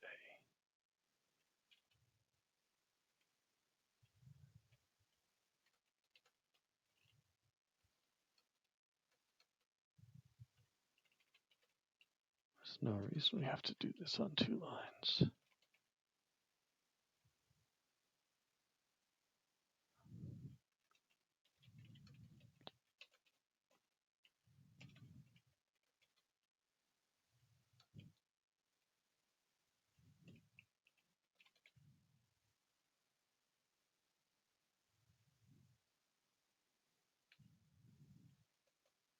That was too much. That was too much for it.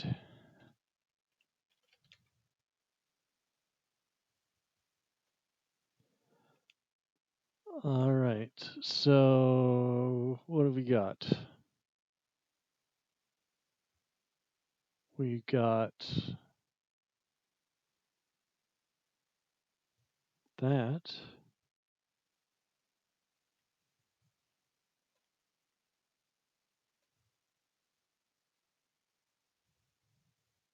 All sorts of facts about moduli.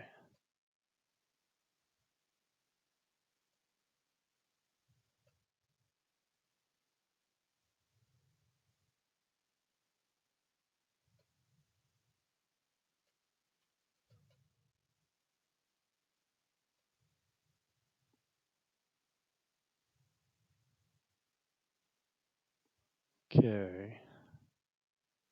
So what we want is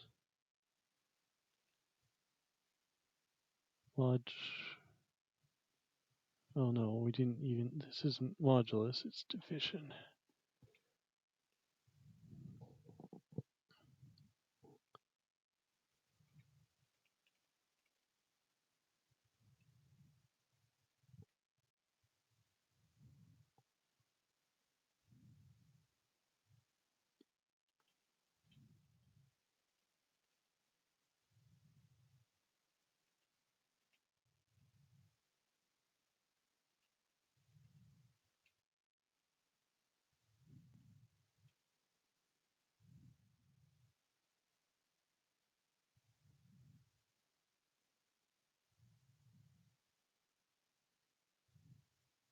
Okay.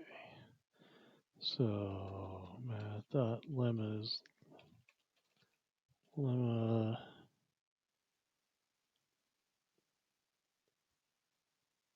div plus.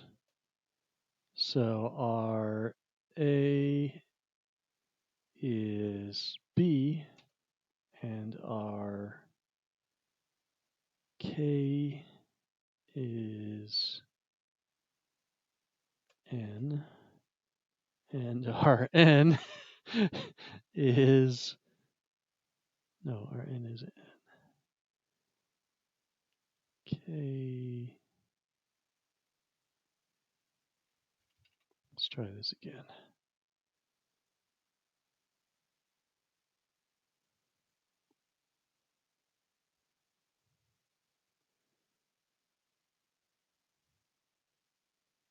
So we've got K times N. Our K is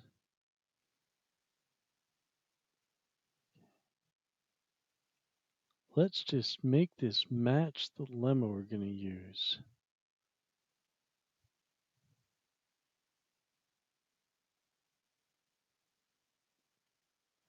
We can do this. All right. Is it A, B, and N? No. It's B, A, and N.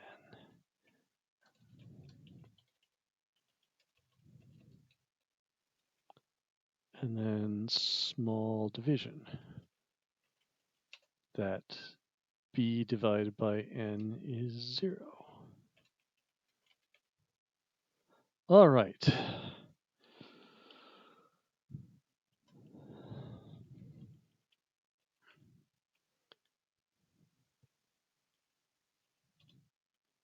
So what this tells us is if we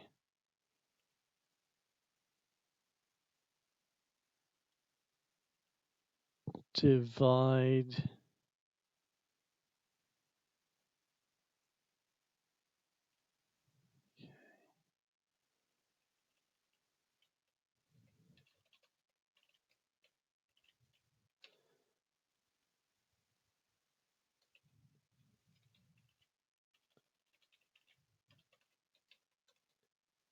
oh no, that's not right.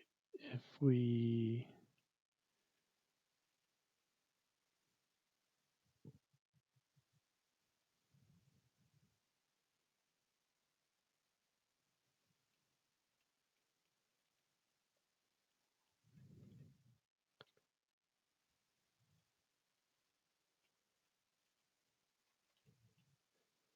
so we multiplied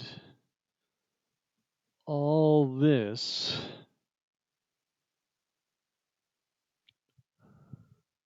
by max score plus 1.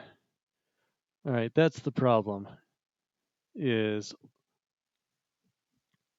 we've got this big distributed thing here. I wonder if it would be easier to prove if we wrote it a different way. So what if we wrote it like this?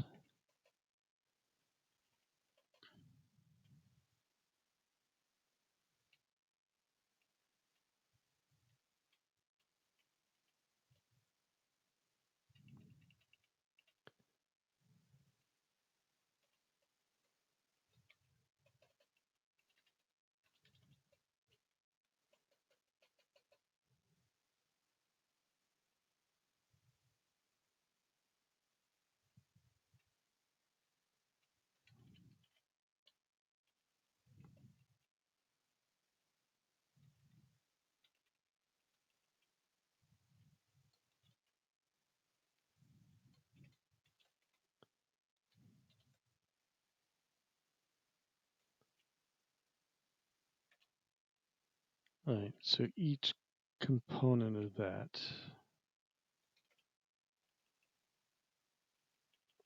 is nicely behaved.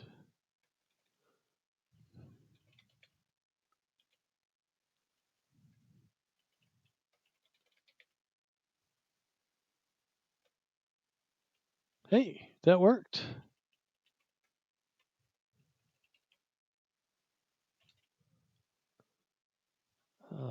Player 1 position.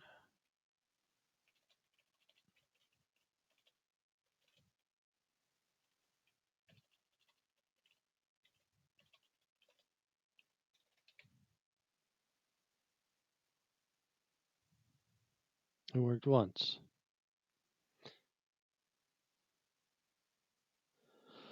All right, didn't work here.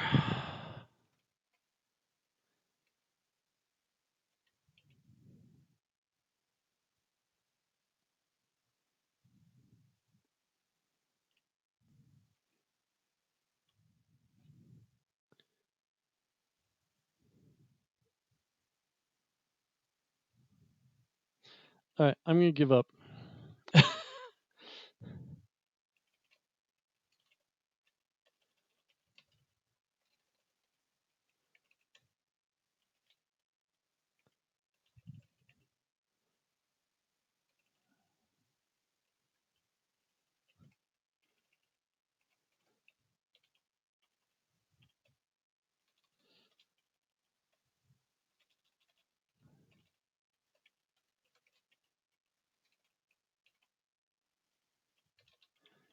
We proved half of it, sort of, mostly.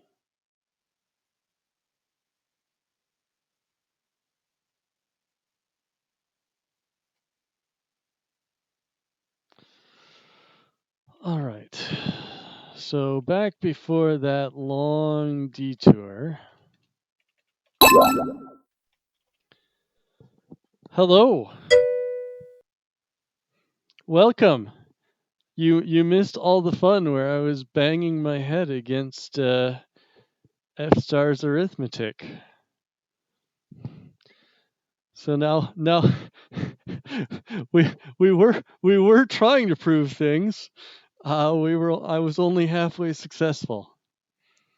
All right. So what I've got is a function to convert a game state into an index in a big vector and to retrieve it out.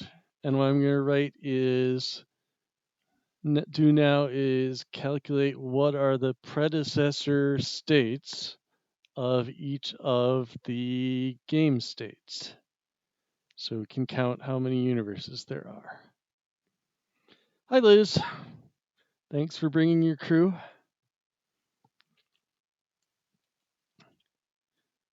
Okay.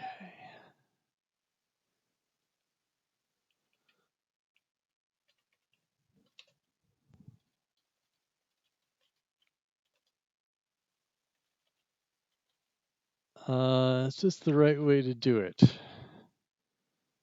So we could return the indexes of each of the states. Why don't I return a list of predecessor game states first?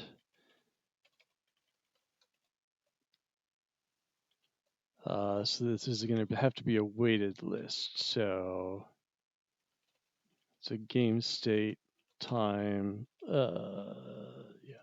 times a natural number.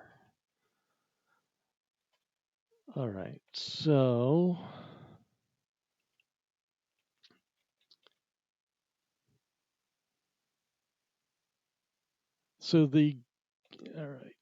if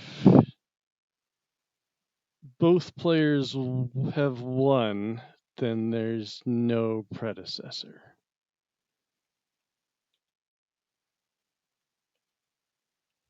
So if where did I define that?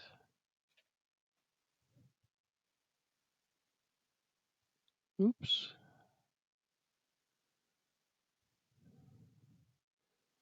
Yeah, before everybody showed up, I was trying to prove that the bijection that these were inverses, and I only proved it for half of them. So, but we don't have to worry about that yet. If player one is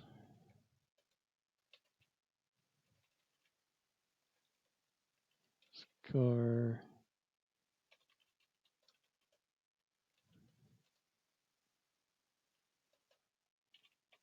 those are impossible to get to.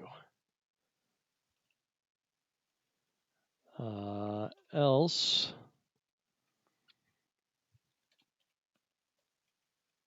I guess we need to know whose turn it is.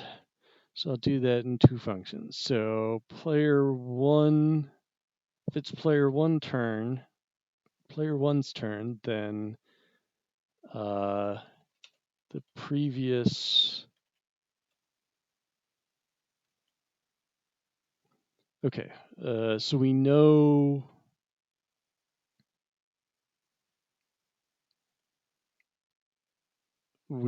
what the score must have been on the previous round because of where we ended up. So our position, all right, so previous score equals G dot.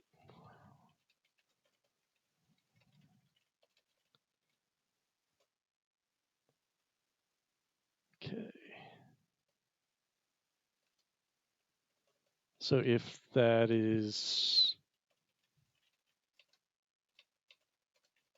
negative, then there are no predecessors.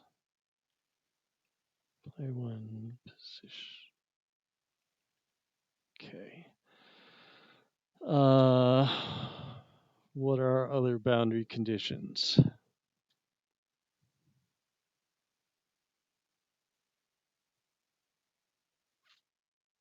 I think that's it.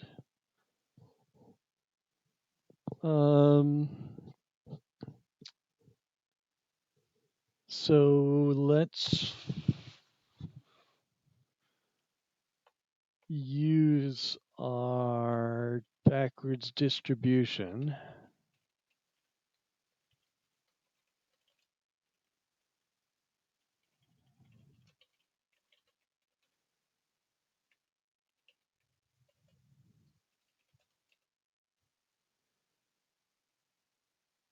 So this gives us a it's backwards tree.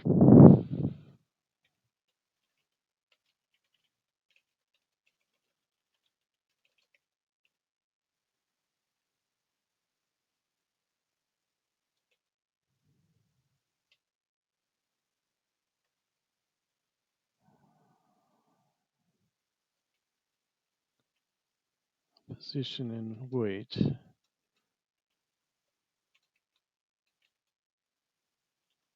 So that's got to be the game state G with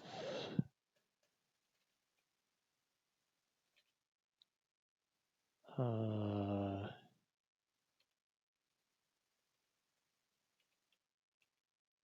lost it. Player one score is previous score. We already calculated that. And player one position equals first position. And that pair has weight.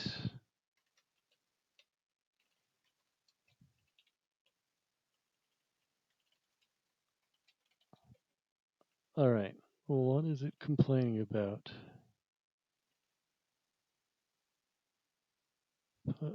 Position. There we go. Hey, type checked. All right. I think that's fine. And I'm going to do the awful thing here and just copy that.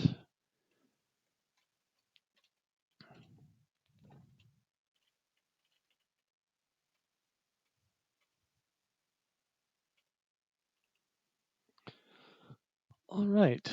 So now we just have to iterate over our ginormous 90,000 element vector,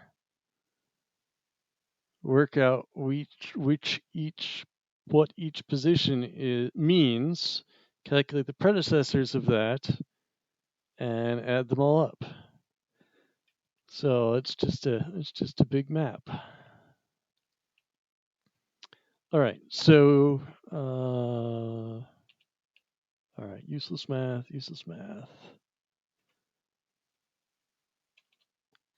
And we should probably keep track of whether we have any positions that are not wins yet.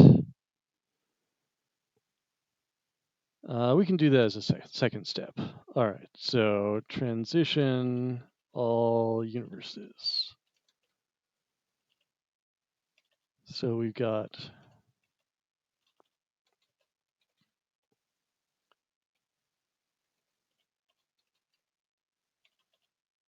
a list of natural numbers. And that list has, so F star has what are called refinement types. So we can take a type and apply in curly brackets some extra condition. So here we're going to say the length of that list has to be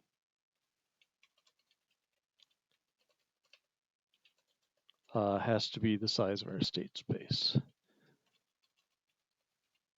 And moreover, we're going to return a list of that size, which immediately suggests we should give it a name.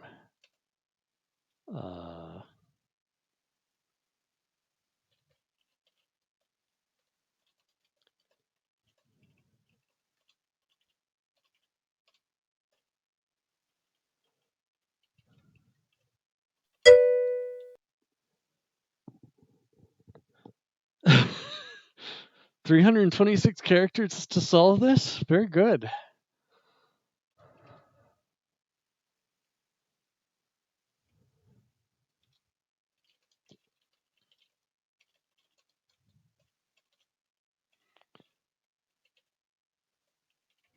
Mine will not be anywhere near that.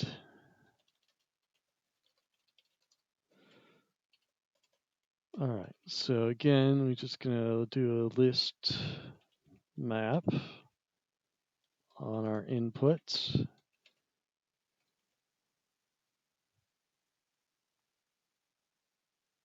Ooh, yuck. No, we want to do.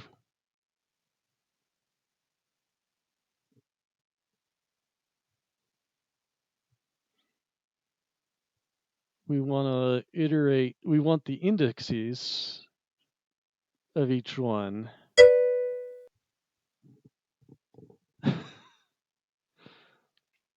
So let's check out what the library has. Does it have map I? Oops. It does. All right.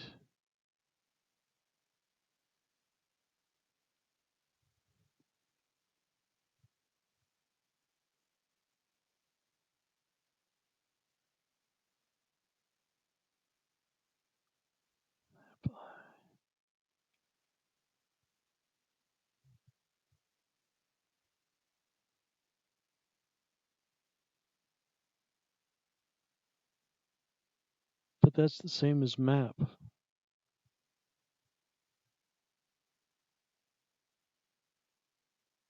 I think the comment is wrong.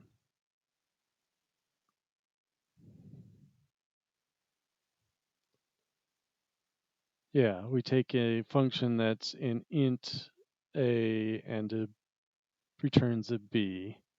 We get list of a's, list of b's, and yeah, we provide the index. So it's, I think the comment is completely bogus here.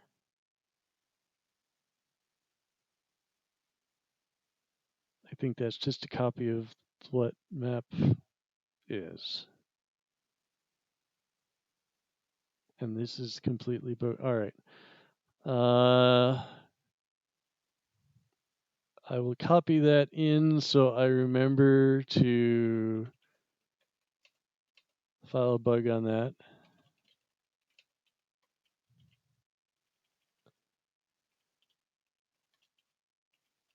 All right, so we're taking a function that takes the index and the count.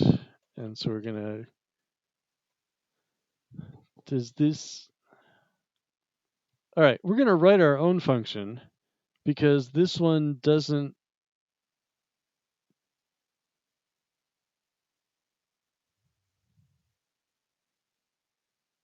this doesn't have any refinement type saying that, hey, the integer is actually less than the length of the list. And we're going to need that so that we can look up the other.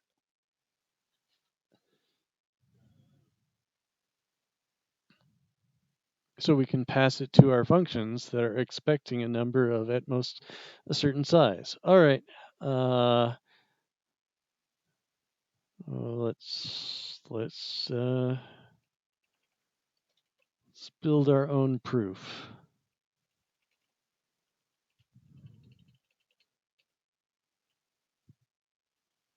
Okay, so this is gonna take.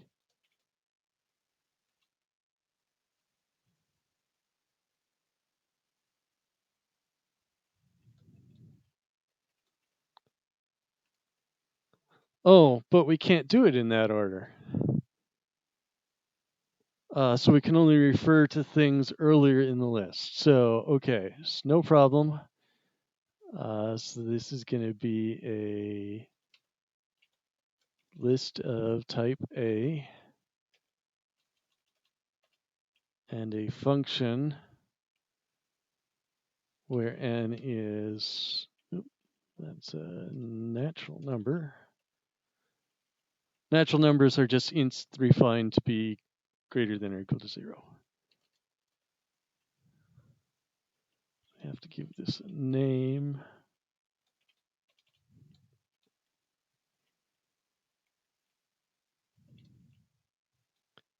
All right.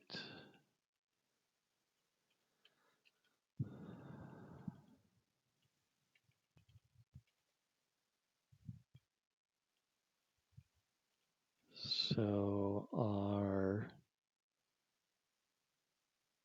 integer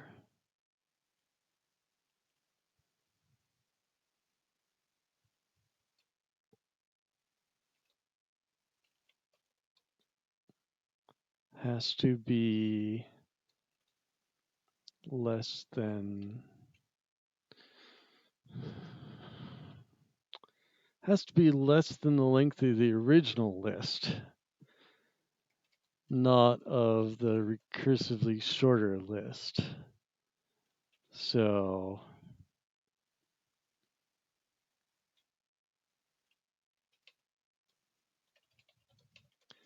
I don't know if this is going to work at all.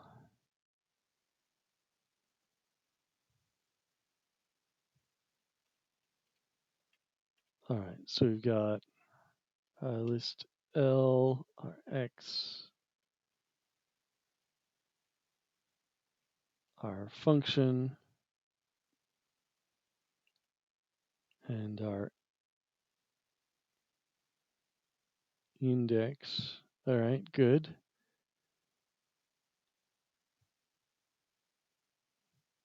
Otherwise, okay, we're going to call F on I in the head of the list, sure. And here we're going to return, okay, we're going to match X. Tail, same function, I plus 1. So that's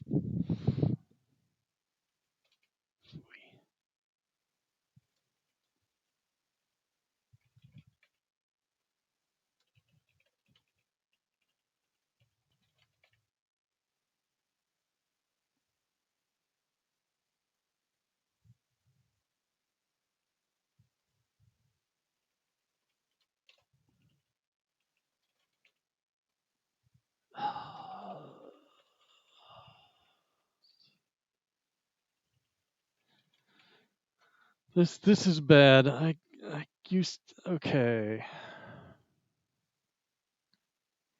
So it says, how do I know that this plus 1 is actually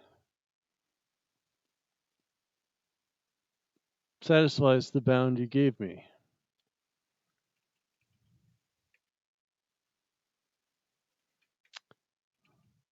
Right, so it was originally less than L. Can we, all right, so we can be more specific. So X is getting shorter, L is staying the same length. I is how much shorter X is than L.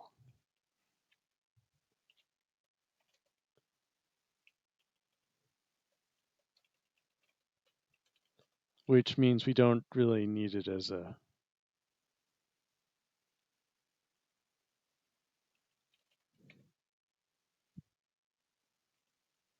which means we don't really need it as a parameter. Okay. I won't put it in because length isn't actually computation and the refinement types aren't actually calculated in the generated code. They're just checked in as we generate code. So we All right, so this has the same typo that I covered in before. Copied in. All right. So we need to give it L twice.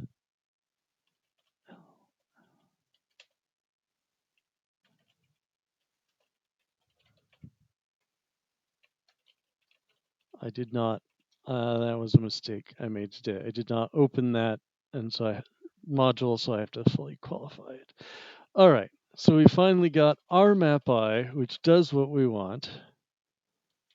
And so this is going to be this is going to be a natural number that is less than state space large. So now we can say let this universe, which is a game state, be from index I.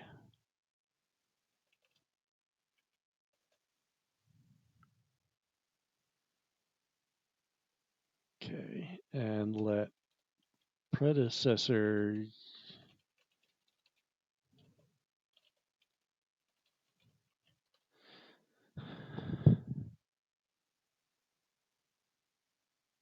yeah, we've got one vector per unit time, and we're just working our way through time.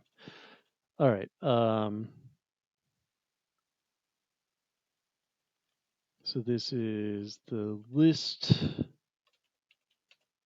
We don't need to give it let's give it the type. It can infer this one. So that's we didn't finish. We need to say whose turn it is.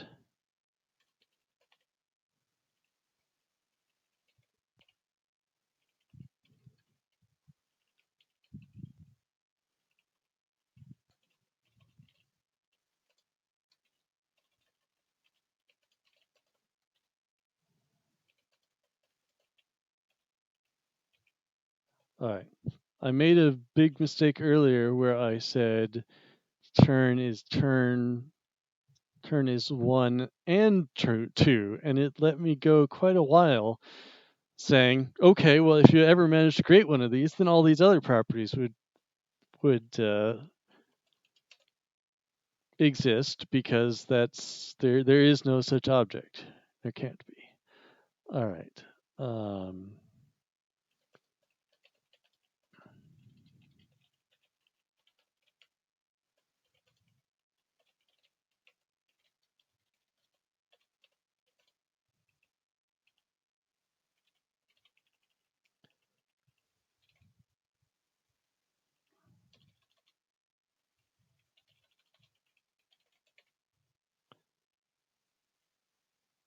all right. So which means we need to take a turn here.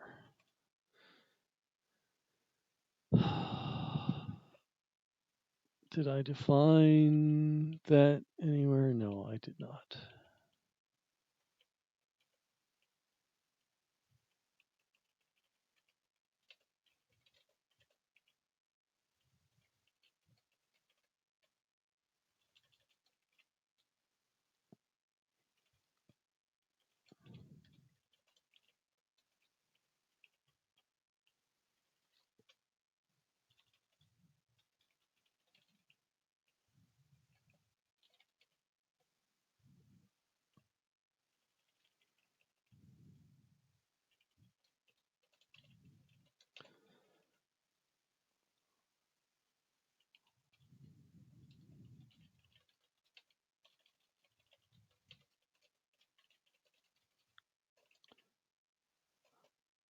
All right, so we got all the predecessor universes, and we need to add up their weights in the previous time interval.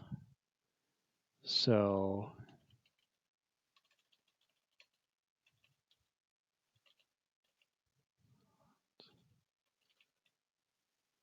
we're going to fold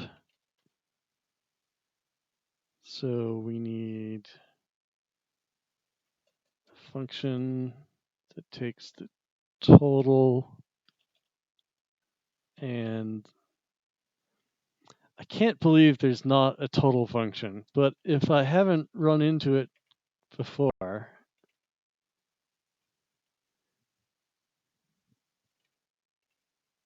whereas sum,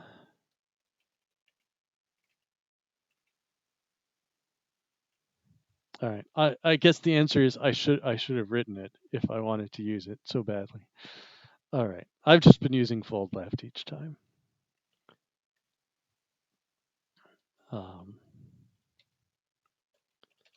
Something, all right, we're gonna start with 0 and we're gonna map over the predecessor universes. So given the total, we're gonna do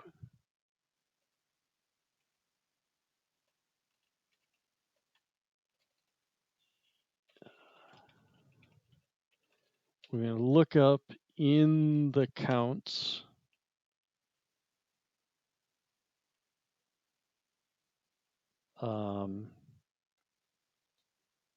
the 2 index of the predecessor state.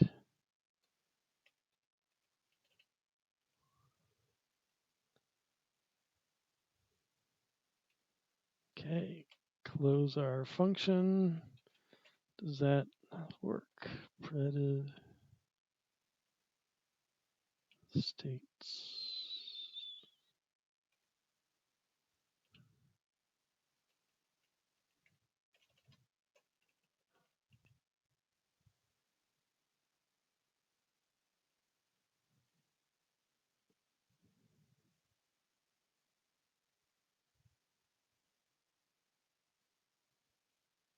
Oh, phooey. Okay. That's a list of pairs. Game state times nat. So this is first. And we're gonna multiply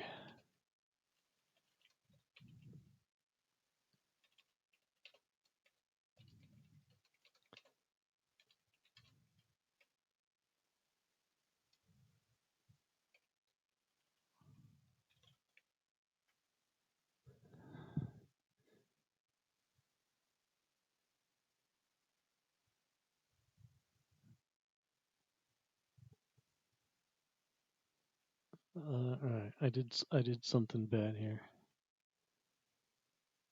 All right, let's work my way from the inside out. There's our fold.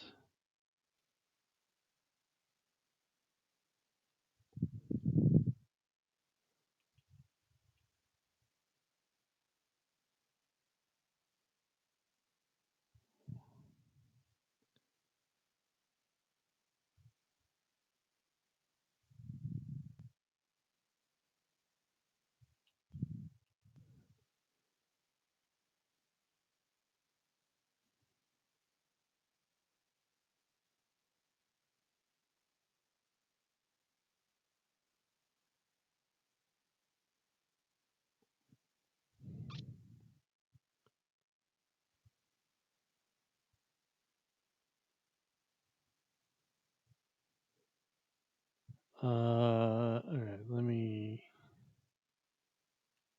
Oh, okay. I was using the old order of operations. All right.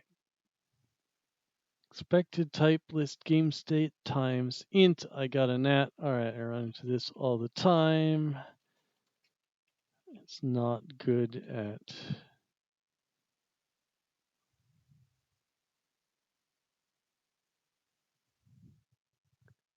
Oh, wrong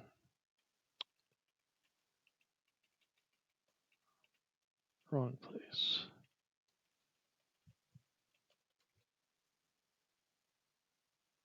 No, that's game.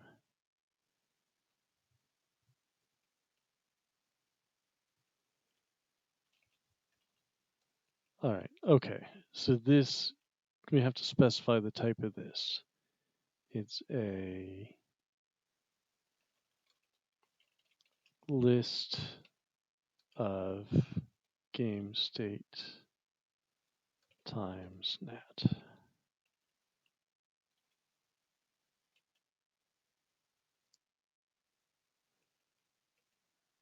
No, it's not the list. It's just one of them.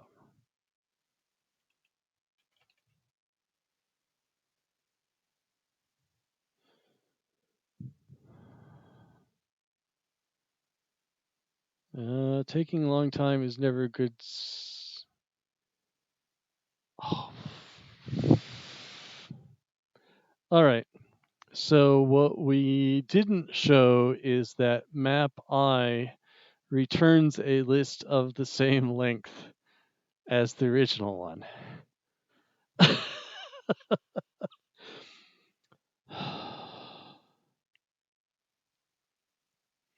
Which is what we said it did, which is what we said we want, but all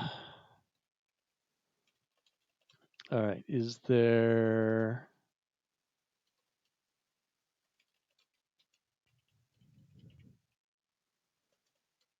are no lemmas about map I.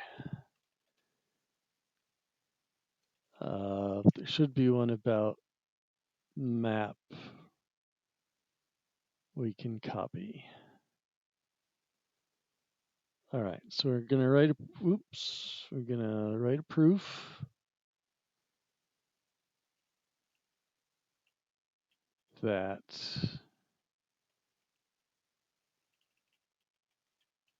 given all this cruft,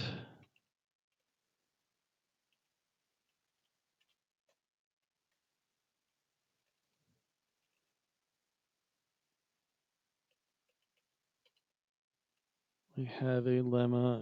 We don't need this. I'm gonna write this in function form. I'm more comfortable with that than separating the value and the. Okay, so the hashes are implicit arguments, which we're using for the types here.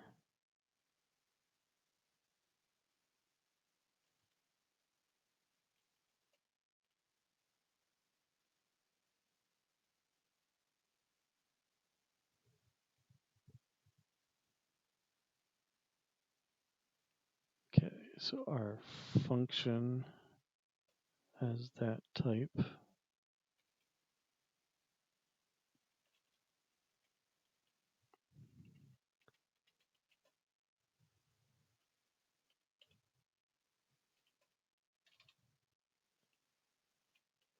So the SMT pat says, whenever you see this pattern, introduce this lemma.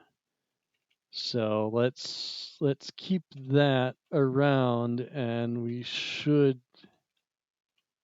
not need to explicitly call this, but that hasn't always worked for me.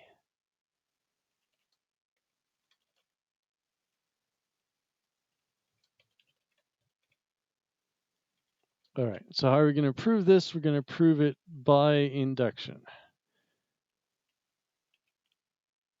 So, oops. So if the list is empty, it's trivially true. Otherwise, what we say is figure it out from the inductive hypothesis. Will this work? It did not work.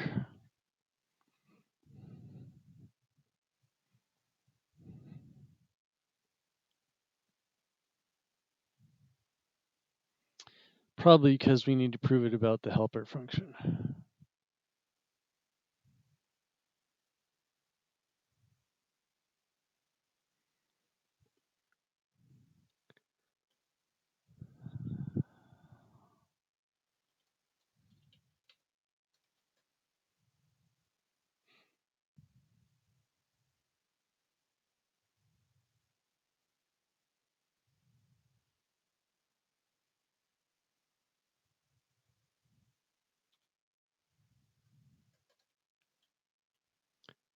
Do we need to completely specify this, or could we just prove it about any I?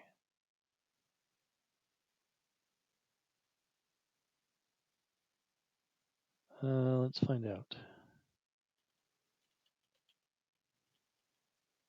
L, X, F, I.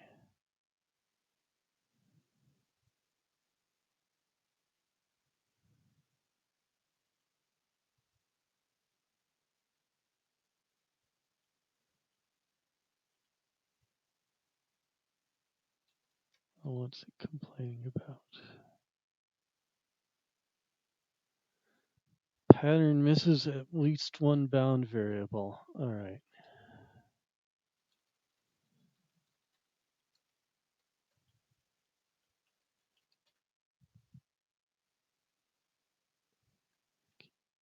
T. All right. L, X, tail. Because X is our list that's getting shorter.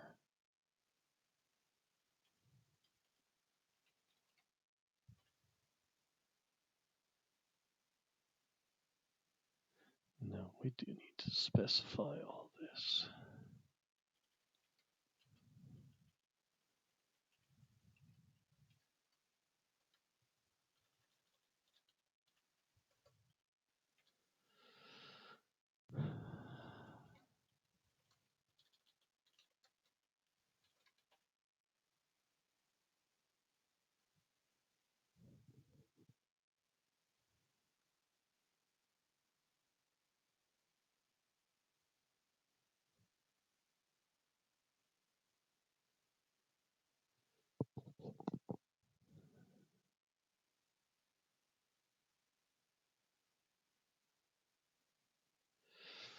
All right, so what it says is I couldn't prove that your I plus 1 satisfies the inductive hypothesis.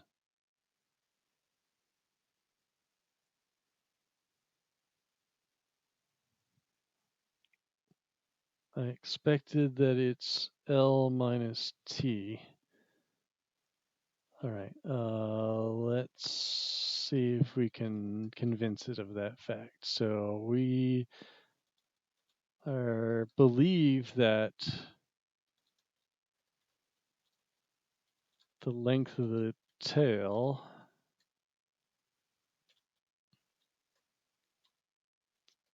equals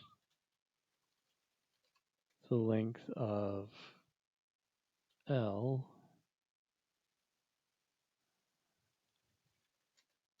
minus 1. Okay.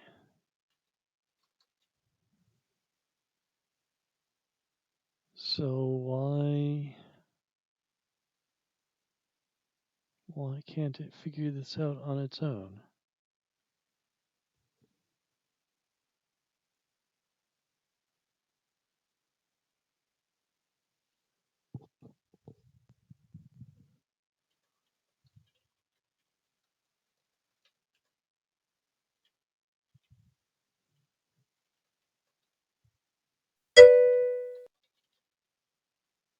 Could you pass the length of tail instead of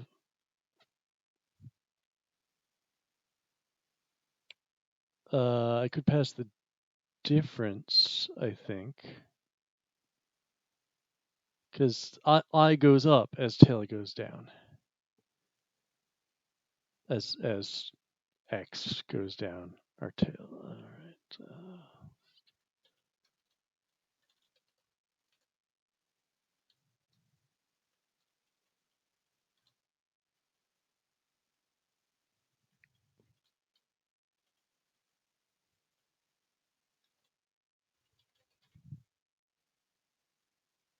It doesn't think that's true.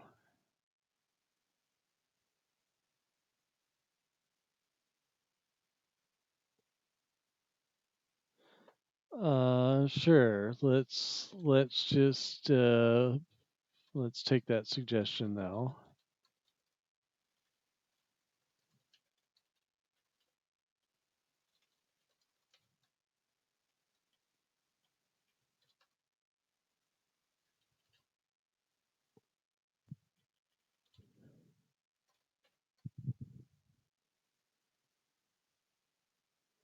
All right, could not. This I know how to deal with. So lemmas have to be total functions. They have to be. I mean, they're not actually computed, but they have to terminate in a base case. Oh, okay. There's the problem. Uh, we were doing induction on L, which doesn't change, instead of on X, which does.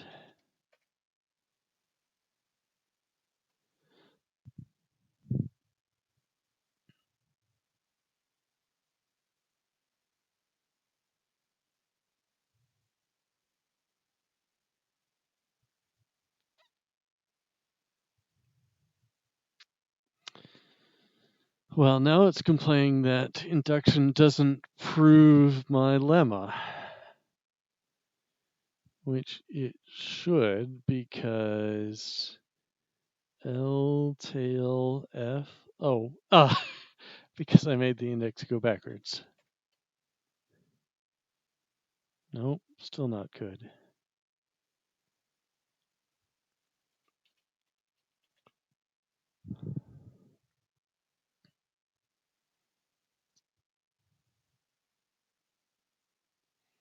All right, so we know that.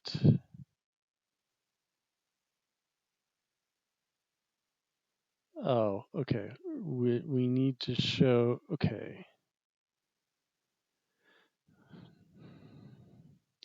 Our induction is screwed up here.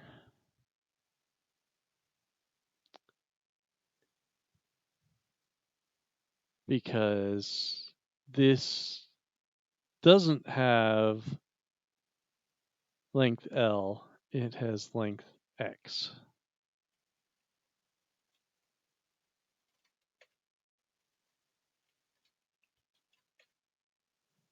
There we go. So you can see that F star does not give us a lot of help figuring out what's wrong. It just says, it's like Ed, it throws up a question mark and says, good luck. So you can put in assertions to narrow it down, but a comment on the forum talked about it sort of like playing chess. It doesn't. It's your opponent rather than your help. All right. So now we can prove. Now we can prove what we really cared about,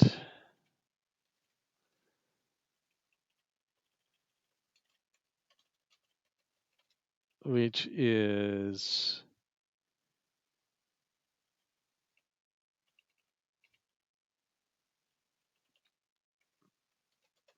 that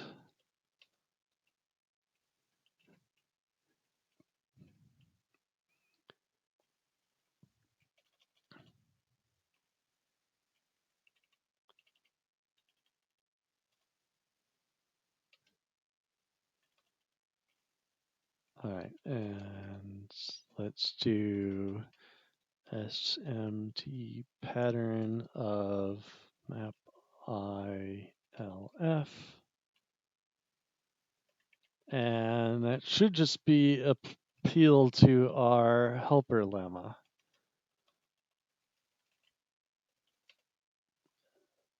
Lemma helper with L itself, our function, and 0, because that's exactly what mapi does. All right, so after all that, we should be able to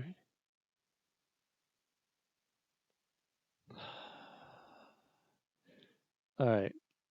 So we're not going to we don't want to copy this function and pass it in. So we have to give it a name.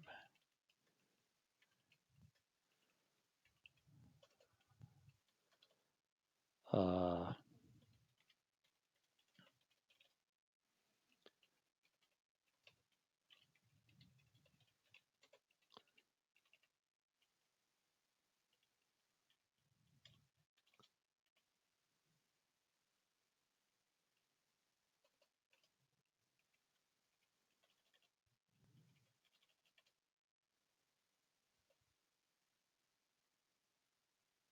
Oh, oh, no.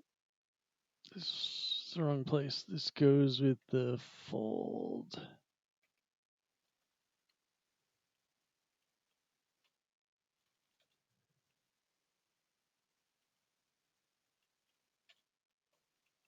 All right.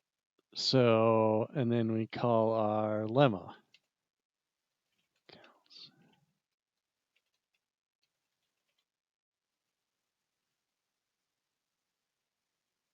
Uh,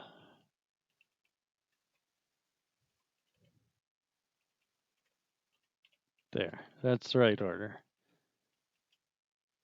So the lemma is a function that returns a unit value and it won't actually appear in the executed code, but its typal information will be added to the current environment.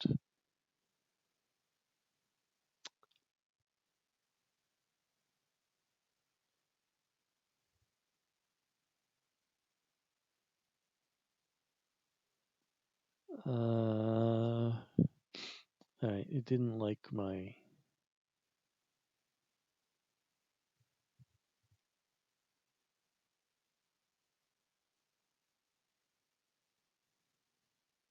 Didn't like my function type.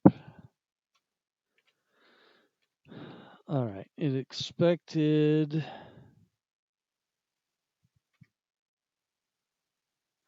Got.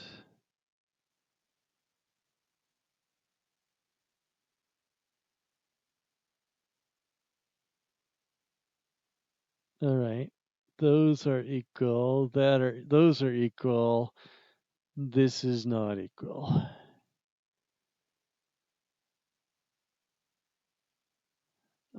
So I think we just have to tell it it's a natural number.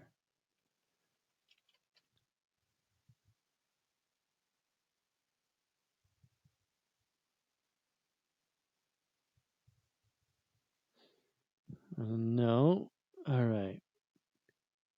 Expected nat got type int. Okay, so the problem is multiply f star doesn't have overloading as such. So multiply is defined on ints. And so the lambda just returns int because, oh, that's what multiply is. I don't think we can get away with that. We cannot. Can we do a type description and say that's a nat? Except I can never remember which way the.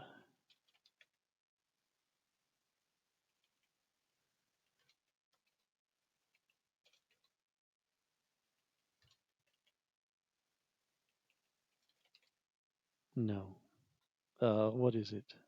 Am I using the right operator?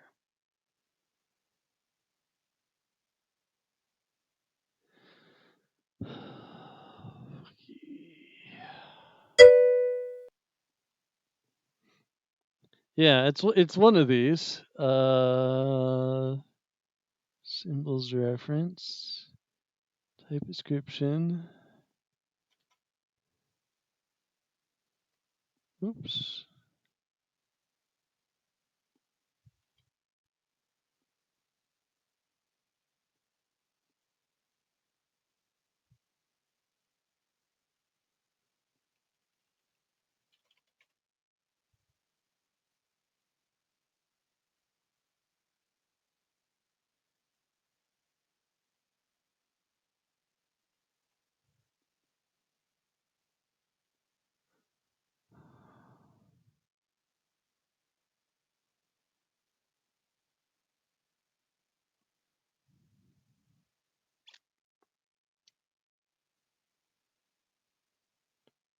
Okay, the problem is that fold. Okay, I misunderstood the problem. So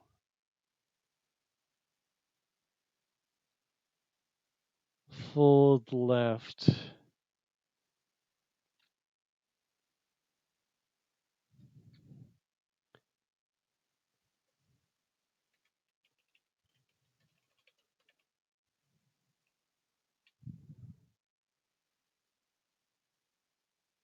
Can I just tell it that the arguments...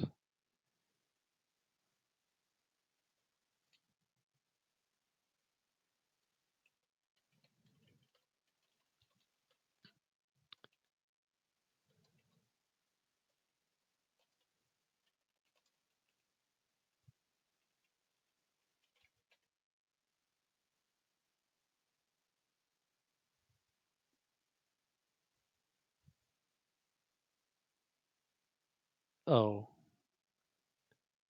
all right. Other way around.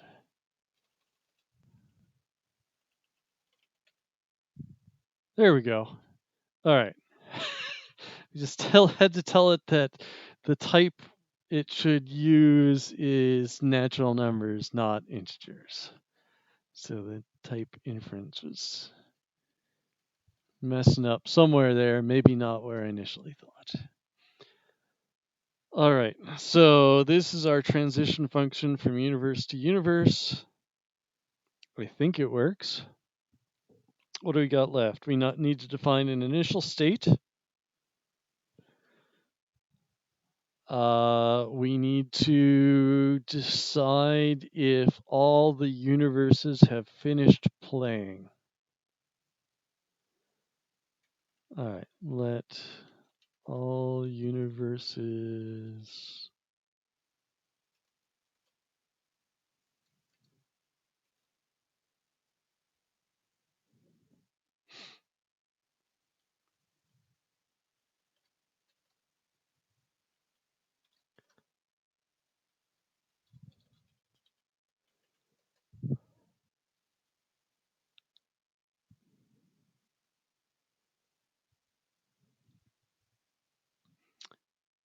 okay, there's a list function for this. It's not, it's for all.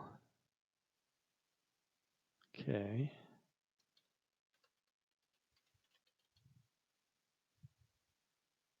So our function on,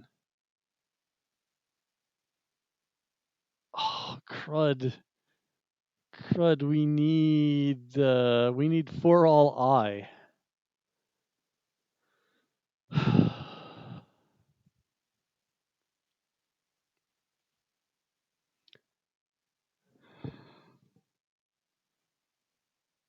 There's got to be a better way to do this.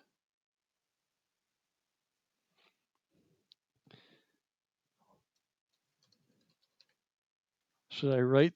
What I should do is I should just write everything in itertools, in Python itertools, as a f star function, and then I'll actually know what's there and what I can use.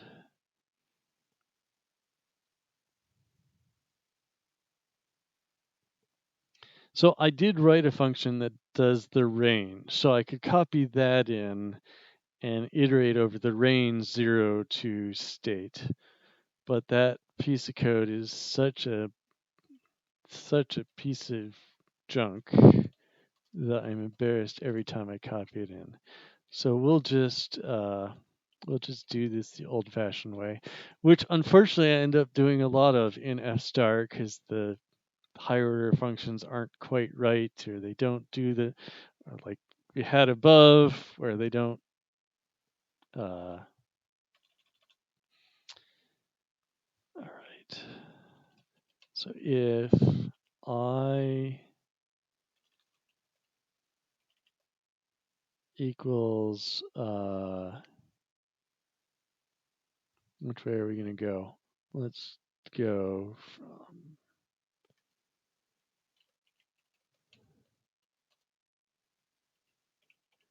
okay, we need that.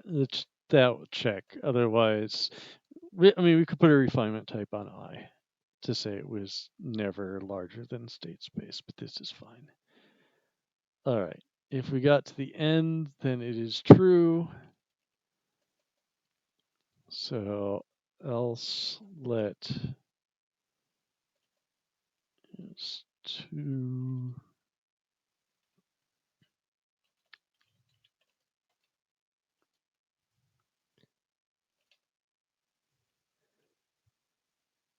Okay. No, the first thing is, all right, let's index of I in counts. If c equals 0, then it doesn't matter.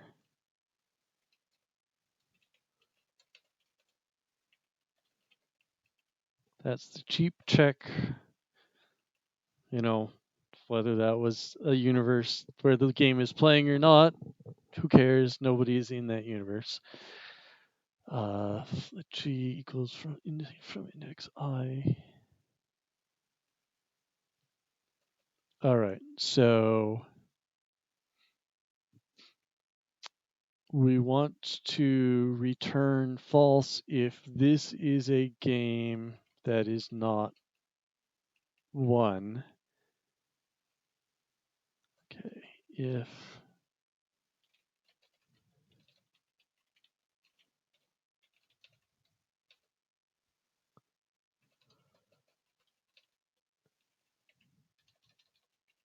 not return.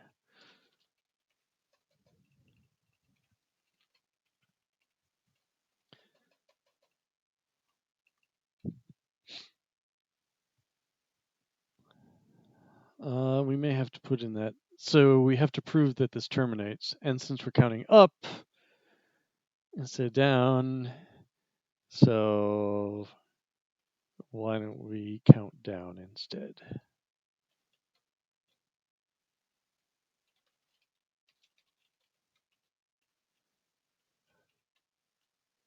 Because we have to handle 0.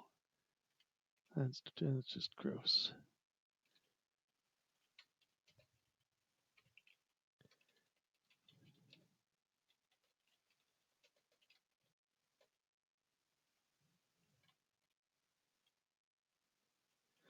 All right, let's just double check. So if it's 0, we're looking for is a game with a non-zero count that is not finished.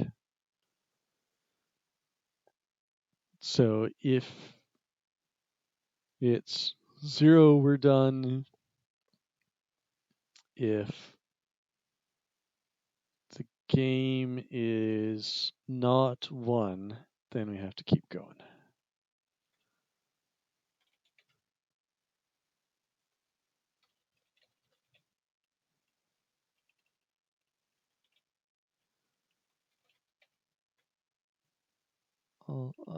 We didn't define this as a recursive function.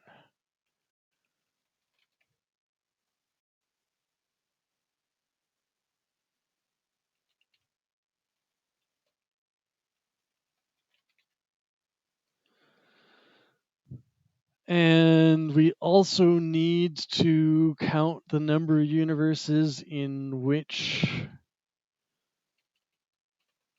player 1 and 2 won.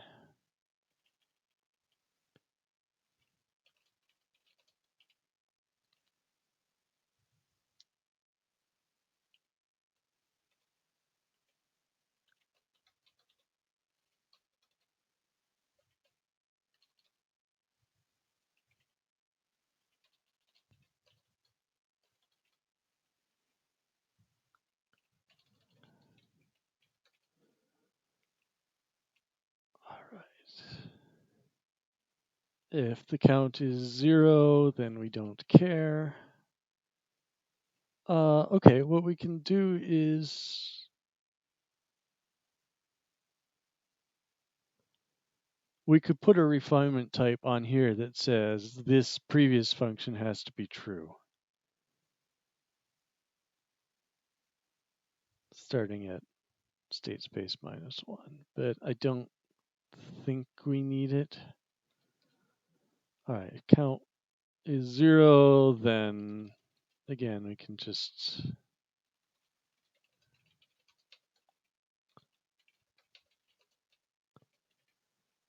fast path it. All right. If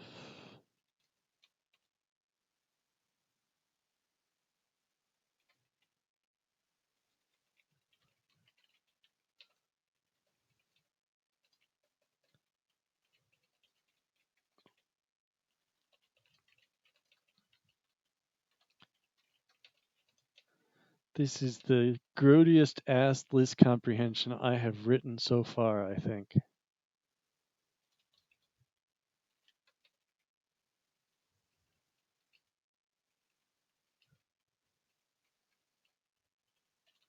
I mean, this is like one line of Python, right?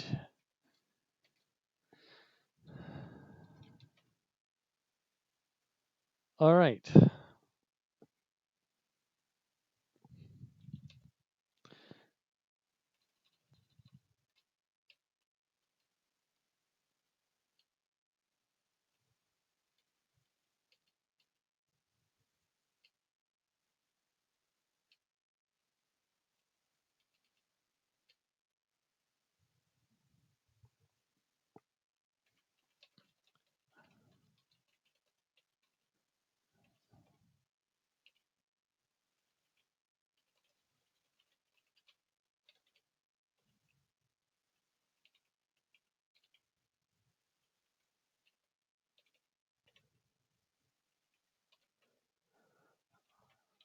All right.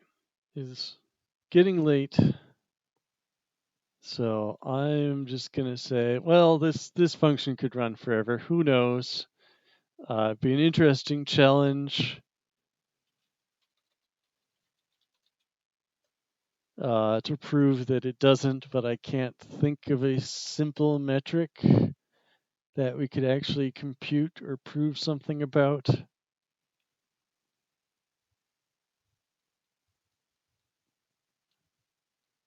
All right.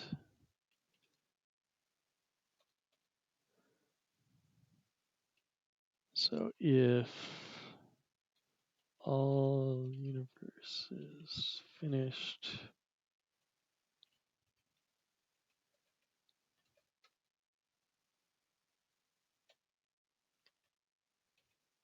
zero, yeah, we start at 0.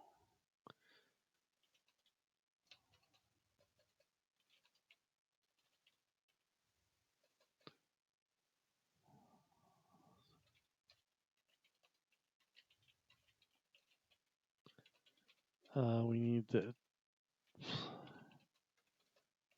turn. Uh,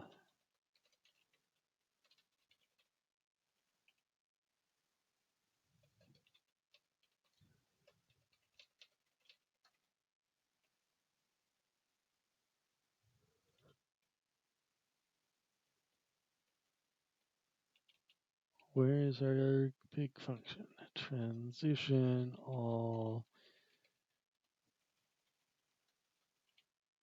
turn.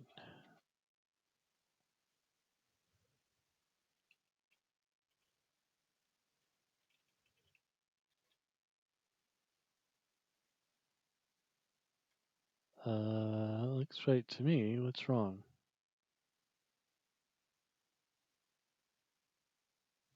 And oh.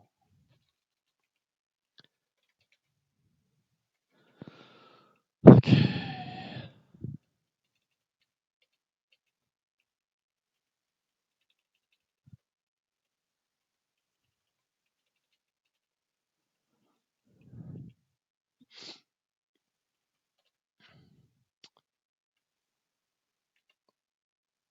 All right, and we need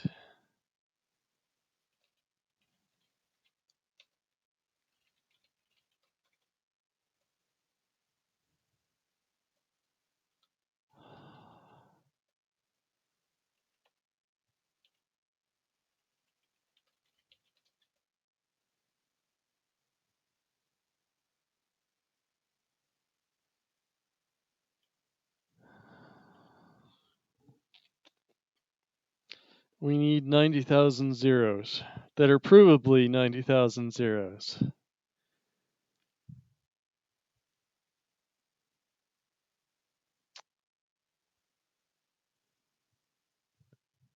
Uh,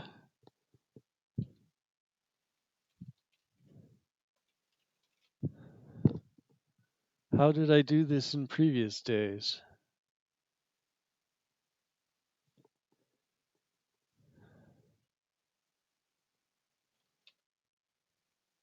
I think I used my nat range function.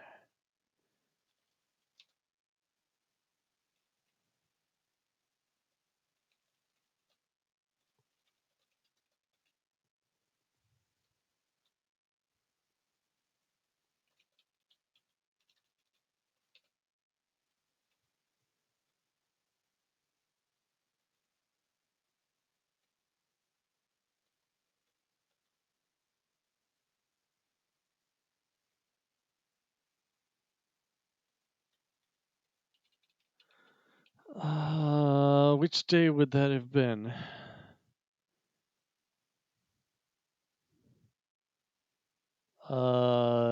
The day when we counted the number of pairs.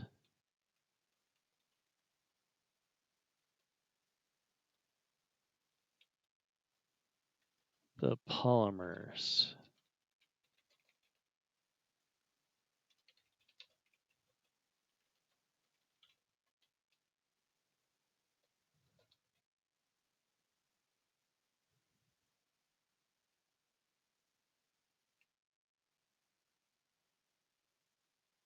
Oh no, that was a map.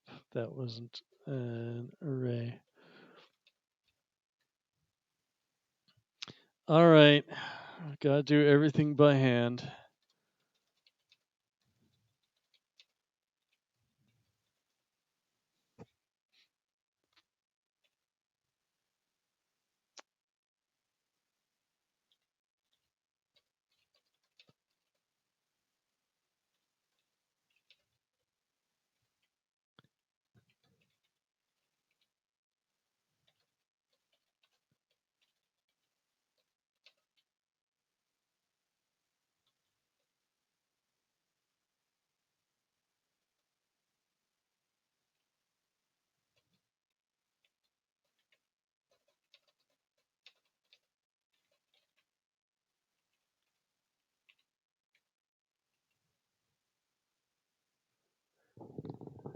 Uh,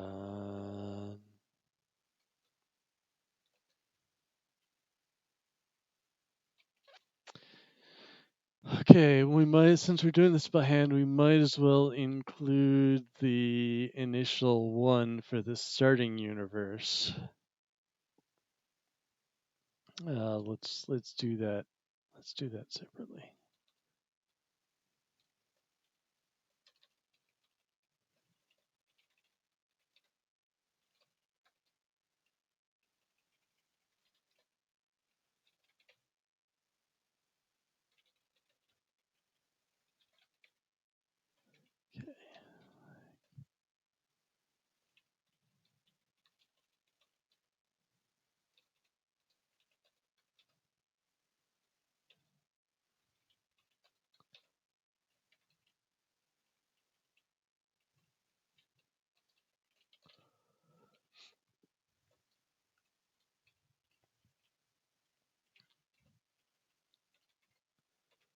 All right, so if the position equals 0, then 1 followed by zeros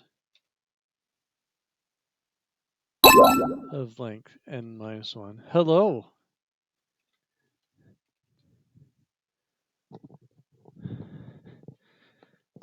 Lots of people showing up to say, why are you still solving this very simple problem?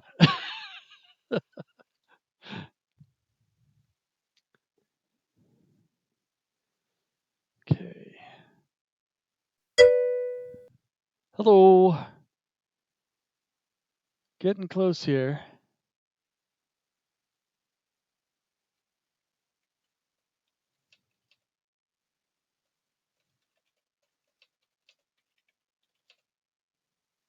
Else.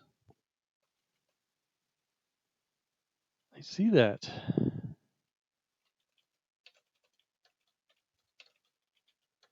All right, so we're counting down.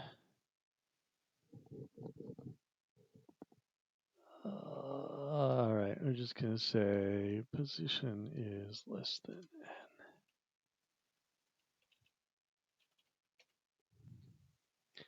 Thank you.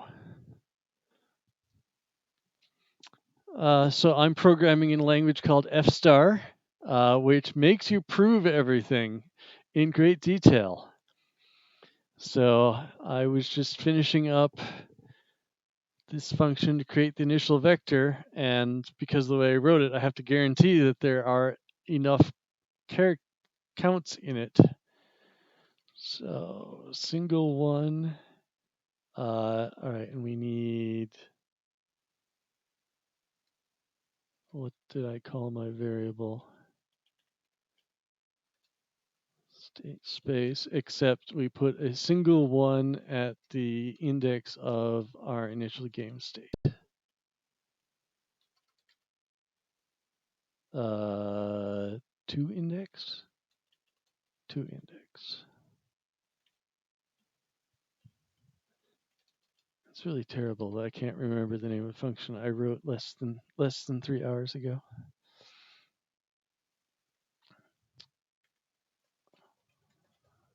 All right. So we're going to do the example first. And if it doesn't work, I'm going to be very sad. I'm probably not going to finish the second star tonight. So now we're going to play.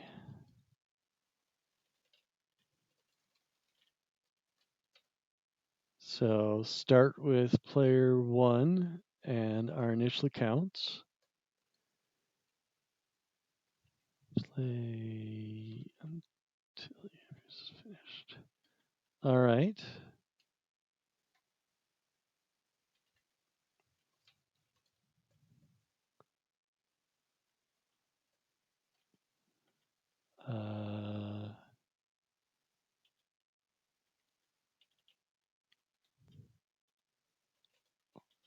Calculate how many of those universes have. Okay, we need to give 0. Calculate how many universes have each player winning. And print them out.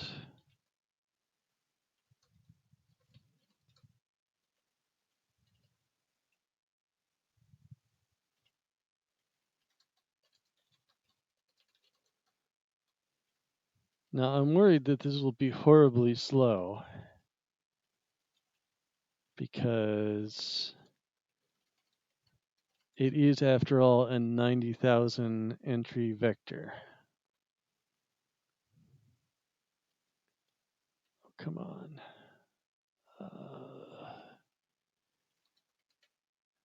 It got touchy about that missing semicolon, and now the interactive session is stuck. But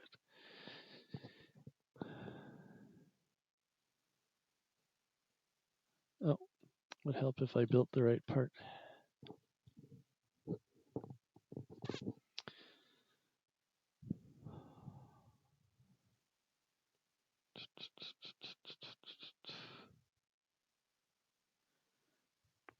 I probably should have printed out.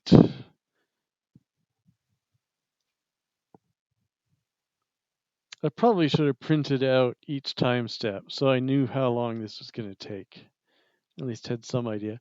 What is the longest we could run? So there's a universe in which each player only scores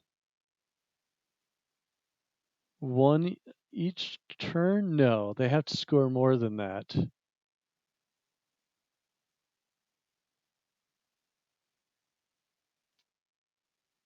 Right, they have to score between 1 and 10, but they can't just stay on 1. They have to advance. They could score 1 and then 2 and then 1 and then 2 by rolling 9s. 1. Oh no, I have to move by 3.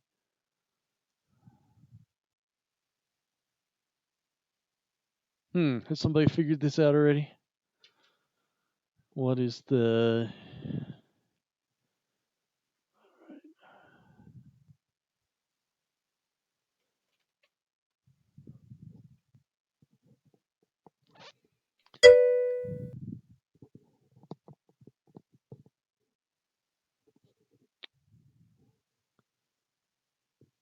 What is that? Is that 1367631?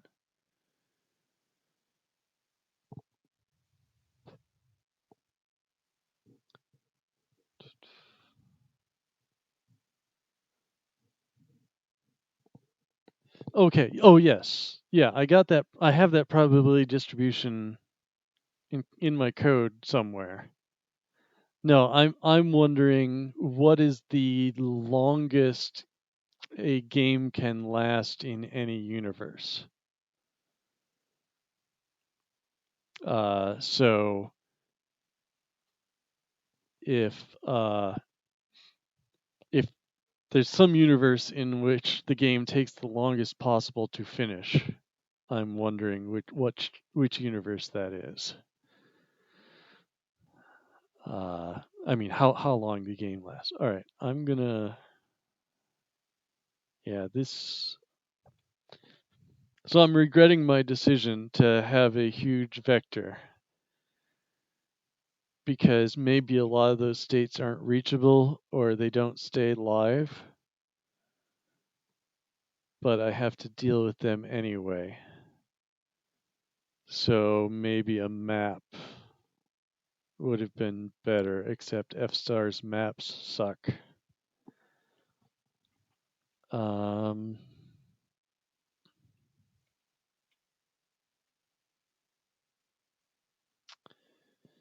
so I don't see a good way for me to.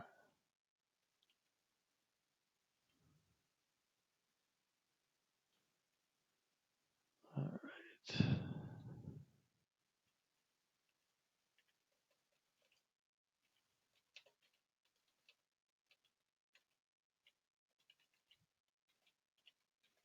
I can.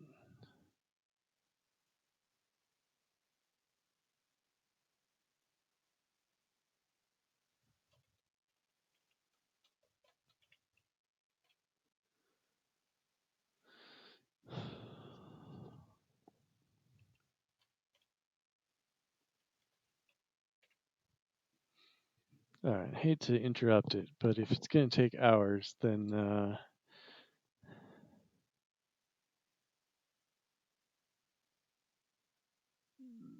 oh, very slowly.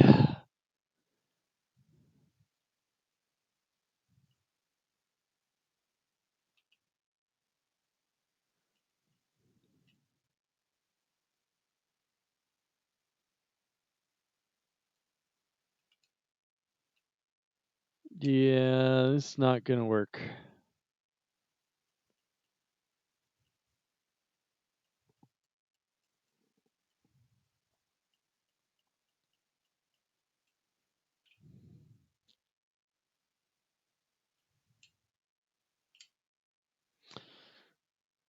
We know it's not an infinite loop. The compiler gave us that for everything except this function itself, because everything else is a total function.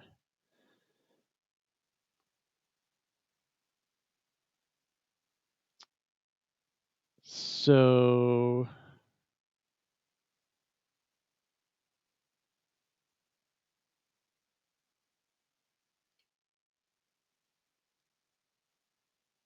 I think if we're gonna fix this, all right, all right. I didn't time how long that was, but it actually made progress. So the problem is that F-star maps are not actually efficient either. They're actually linear lookups, so they would be potentially much worse than what I'm doing now.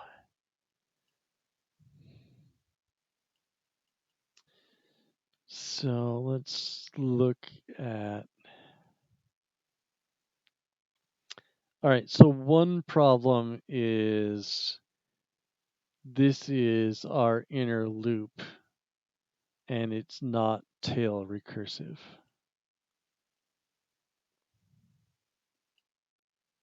So we could fix that. Let me check this in.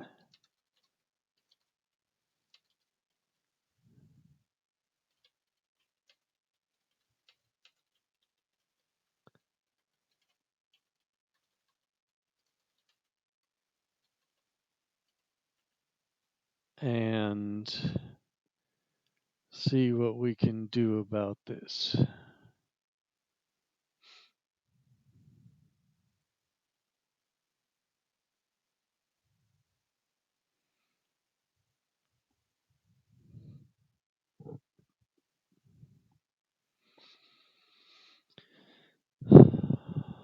All right, first I'm going to... Good morning.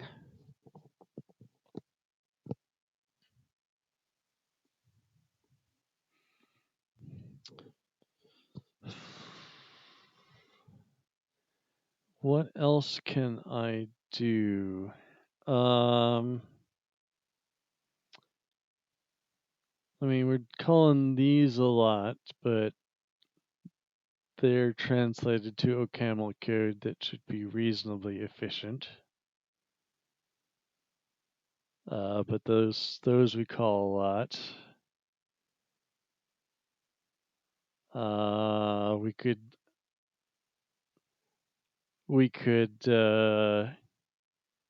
make this memoize lookup instead of running through reverse position each time. I don't actually. The fstar translates to OCaml. It actually can translate to several different languages, but unfortunately, I'm not actually an OCaml expert, so I don't know how to build nice OCaml functions, profile OCaml, and see where it's spending its time. So let's try to fix this. All right.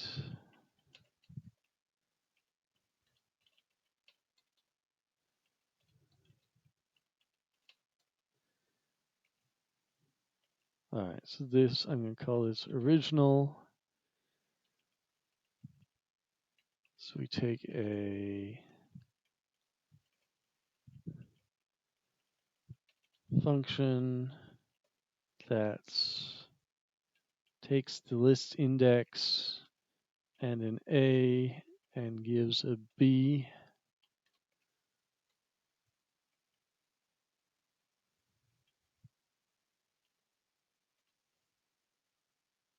Why is it unhappy?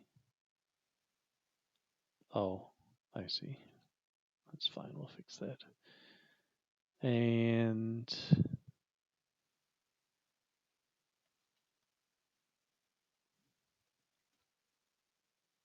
so we need the previous, which is a list to B. Oh, all right. Well, we might get there. We're at 5.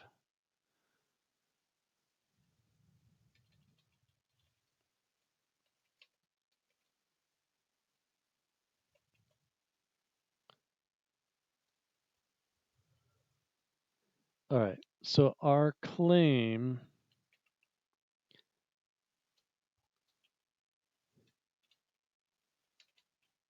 and this will remove our need for the helper, is that the length of prev plus the length of what we have to work through is the length of the original list.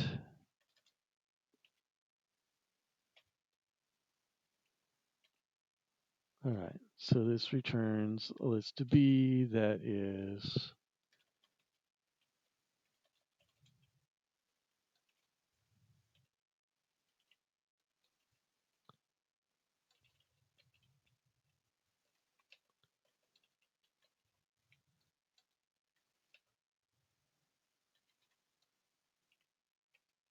all right. So that's a very complicated type.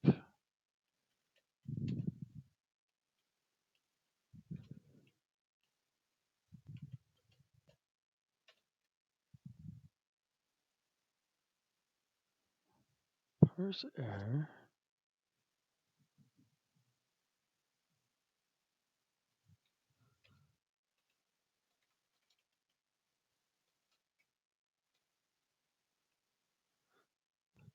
F-star's parsers are also not very helpful.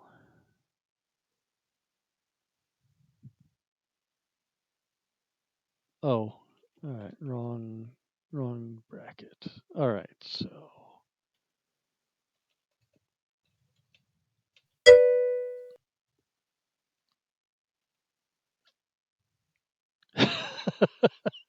Well, thank you. All right. So if it's an empty list, then we return our previous. If otherwise, we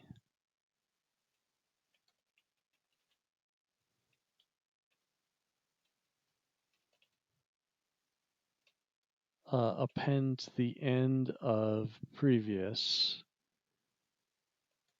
the results of I calling F and I on the head.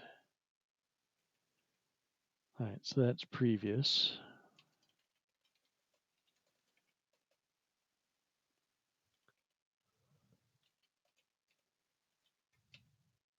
Tail, same function, and new previous.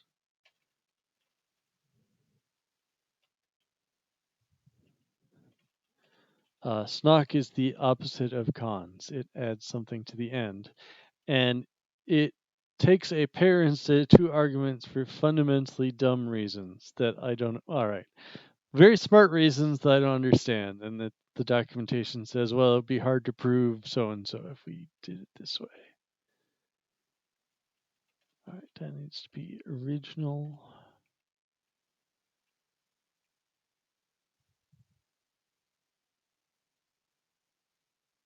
Okay, we lost our.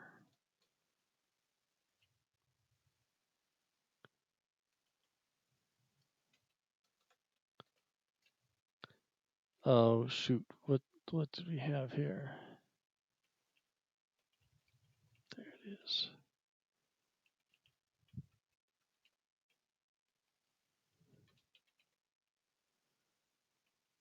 All right.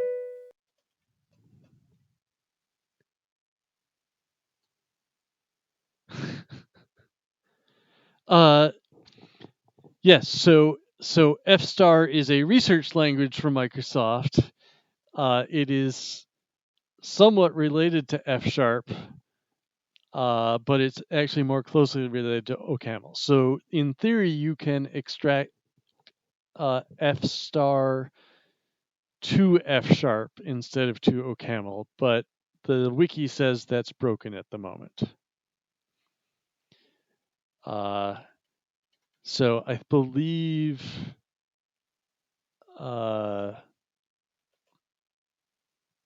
at one point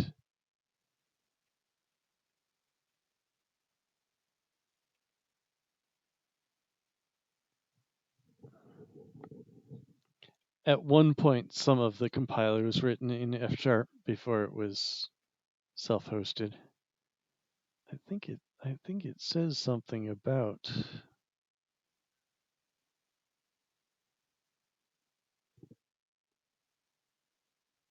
there was something on this page about what the relationship to F sharp was. But all right, so the grief it is giving me right now is use. Oh, that's.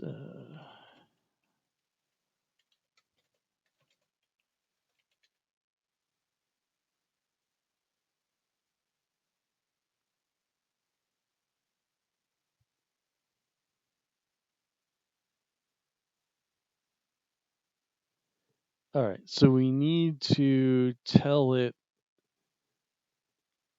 that the length of the list is correct.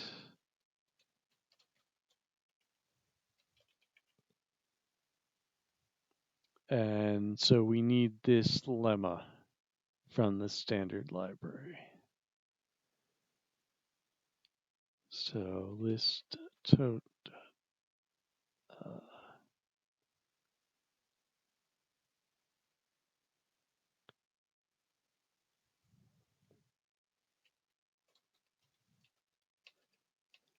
So, I mean, that looks like a function call, but it's only type checked. It doesn't actually extract any code. So, that's just the proof that using snock increases the length of the list by 1. and it looks like, oh, it calls some other function, but actually it's just type checked, and extracted code is an empty function. All right.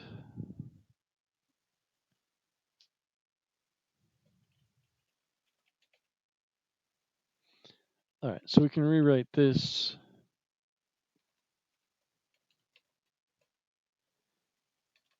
into a more pleasing form.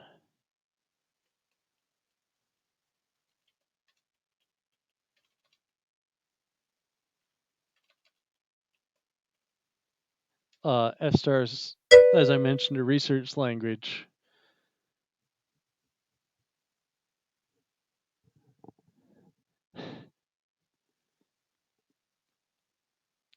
Huh. I had not heard that story.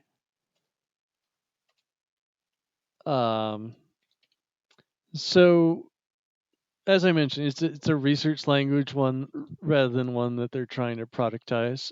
So, two of my coworkers at Akita Software actually worked on it during their internships at Microsoft Research. And the use that's being made of it is to extract provably correct cryptographic primitives. So parts of a TLS implementation where F-star is extracted to C rather than OCaml uh, is an ongoing project.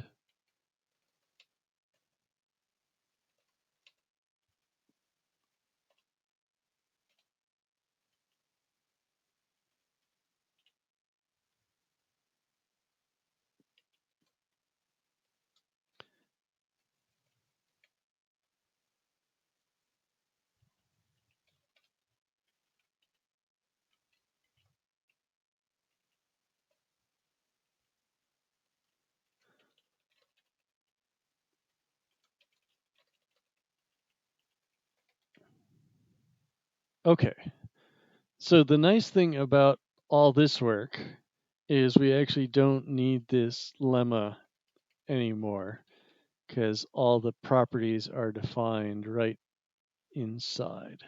So we can just remove that. All right, so we can, I got more than one core. We can start a new tab and see if that looks like it's going any faster.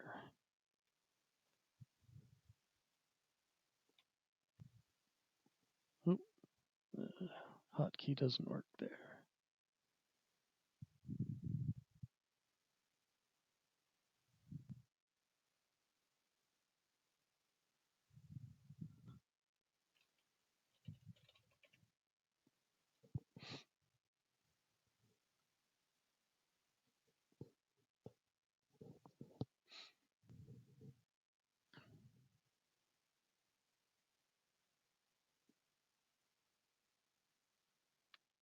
Our initialization function is also not tail recursive.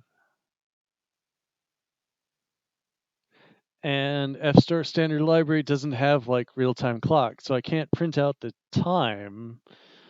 To do that, I would have to figure out what is no camel and write an F-star definition of that function and a little library to call through.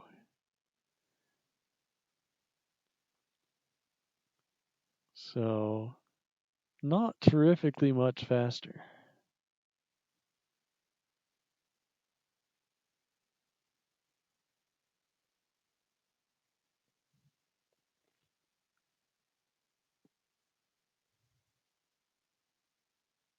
One, two, 3, 4, 5, 6, 7, 8, 9, 10, 11, 12, 13, 14.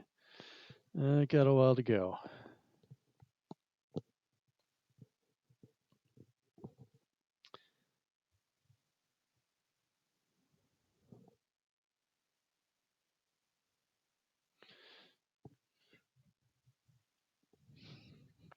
Yeah, OCaml may already have done the tail recursive to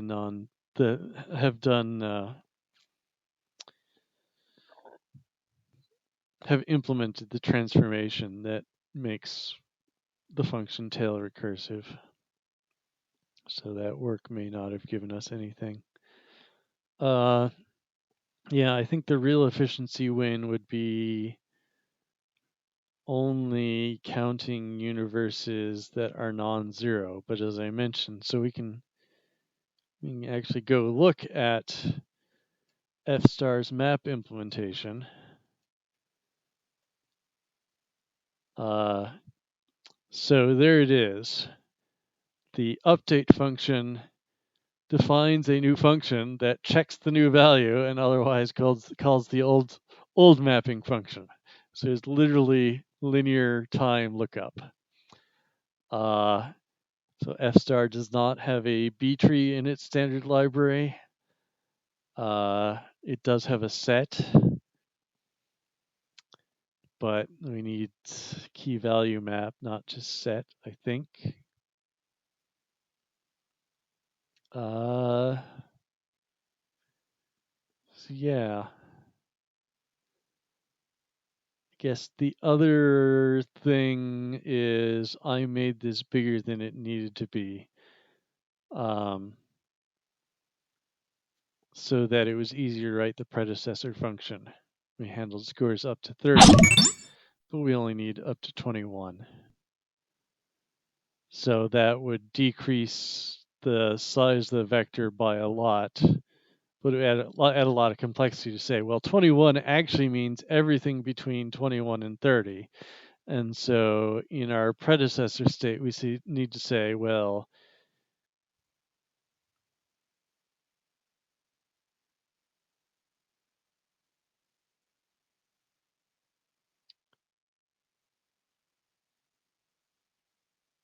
if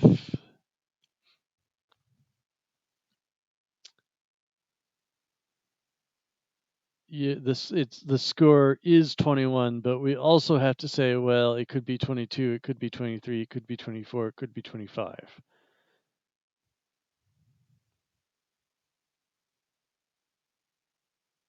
And all the okay, so here's something we didn't do. We didn't and this is probably a bug. So we excluded games where both players won, but if one player has won, then the game is over. So I think that's a bug.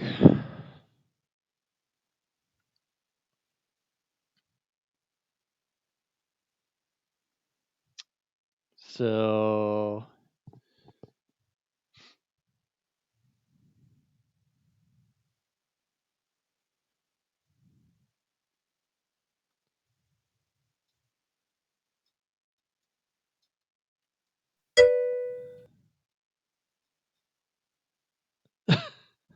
well done.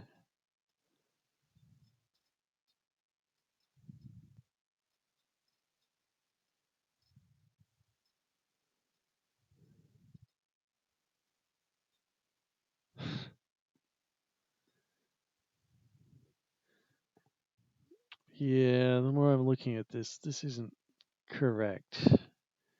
So if player one,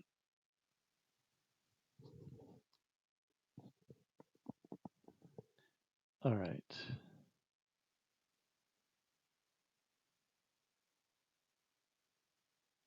We can simplify this. So if player two has won, then if player two has won, then player one can't have moved into this state. So that simplifies a little bit, but it doesn't cut down the number of states. I'm thinking that my optimization was actually an anti-optimization. This one doesn't seem to be going.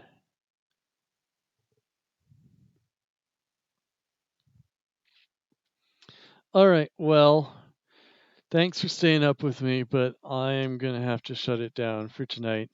and think about how to either just leave it running overnight or think how to radically do less work. And like I said, that's probably either moving to a map, which would F-star makes difficult, or reducing the size of our state space. We could memoize it. We could remember which values are non-zero as a set, and that would be efficient. So that's maybe a third option. Uh,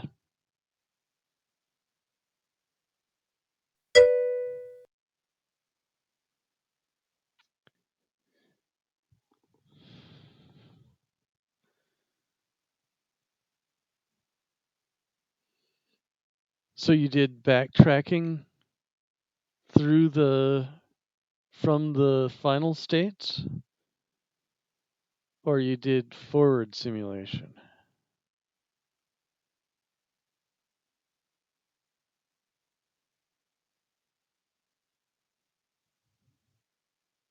I can look at your tweet, I guess. What's your Twitter name?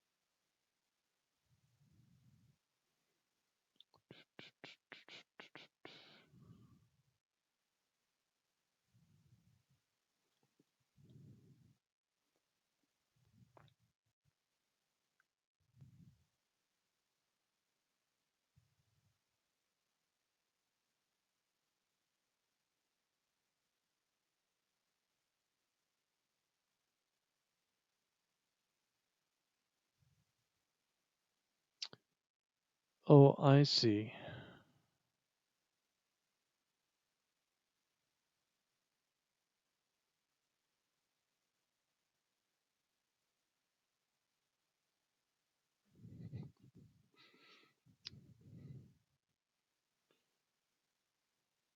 You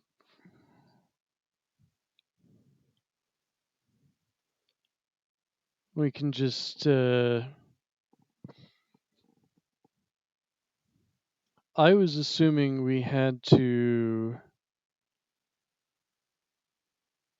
Yeah, this my solution was overcomplicated. I see how you did it, and that would have been a much better way to do it in F star. You just the recursive. I thought the recursive tree was going to be too big, so I didn't try it that way, and that put me on the wrong track.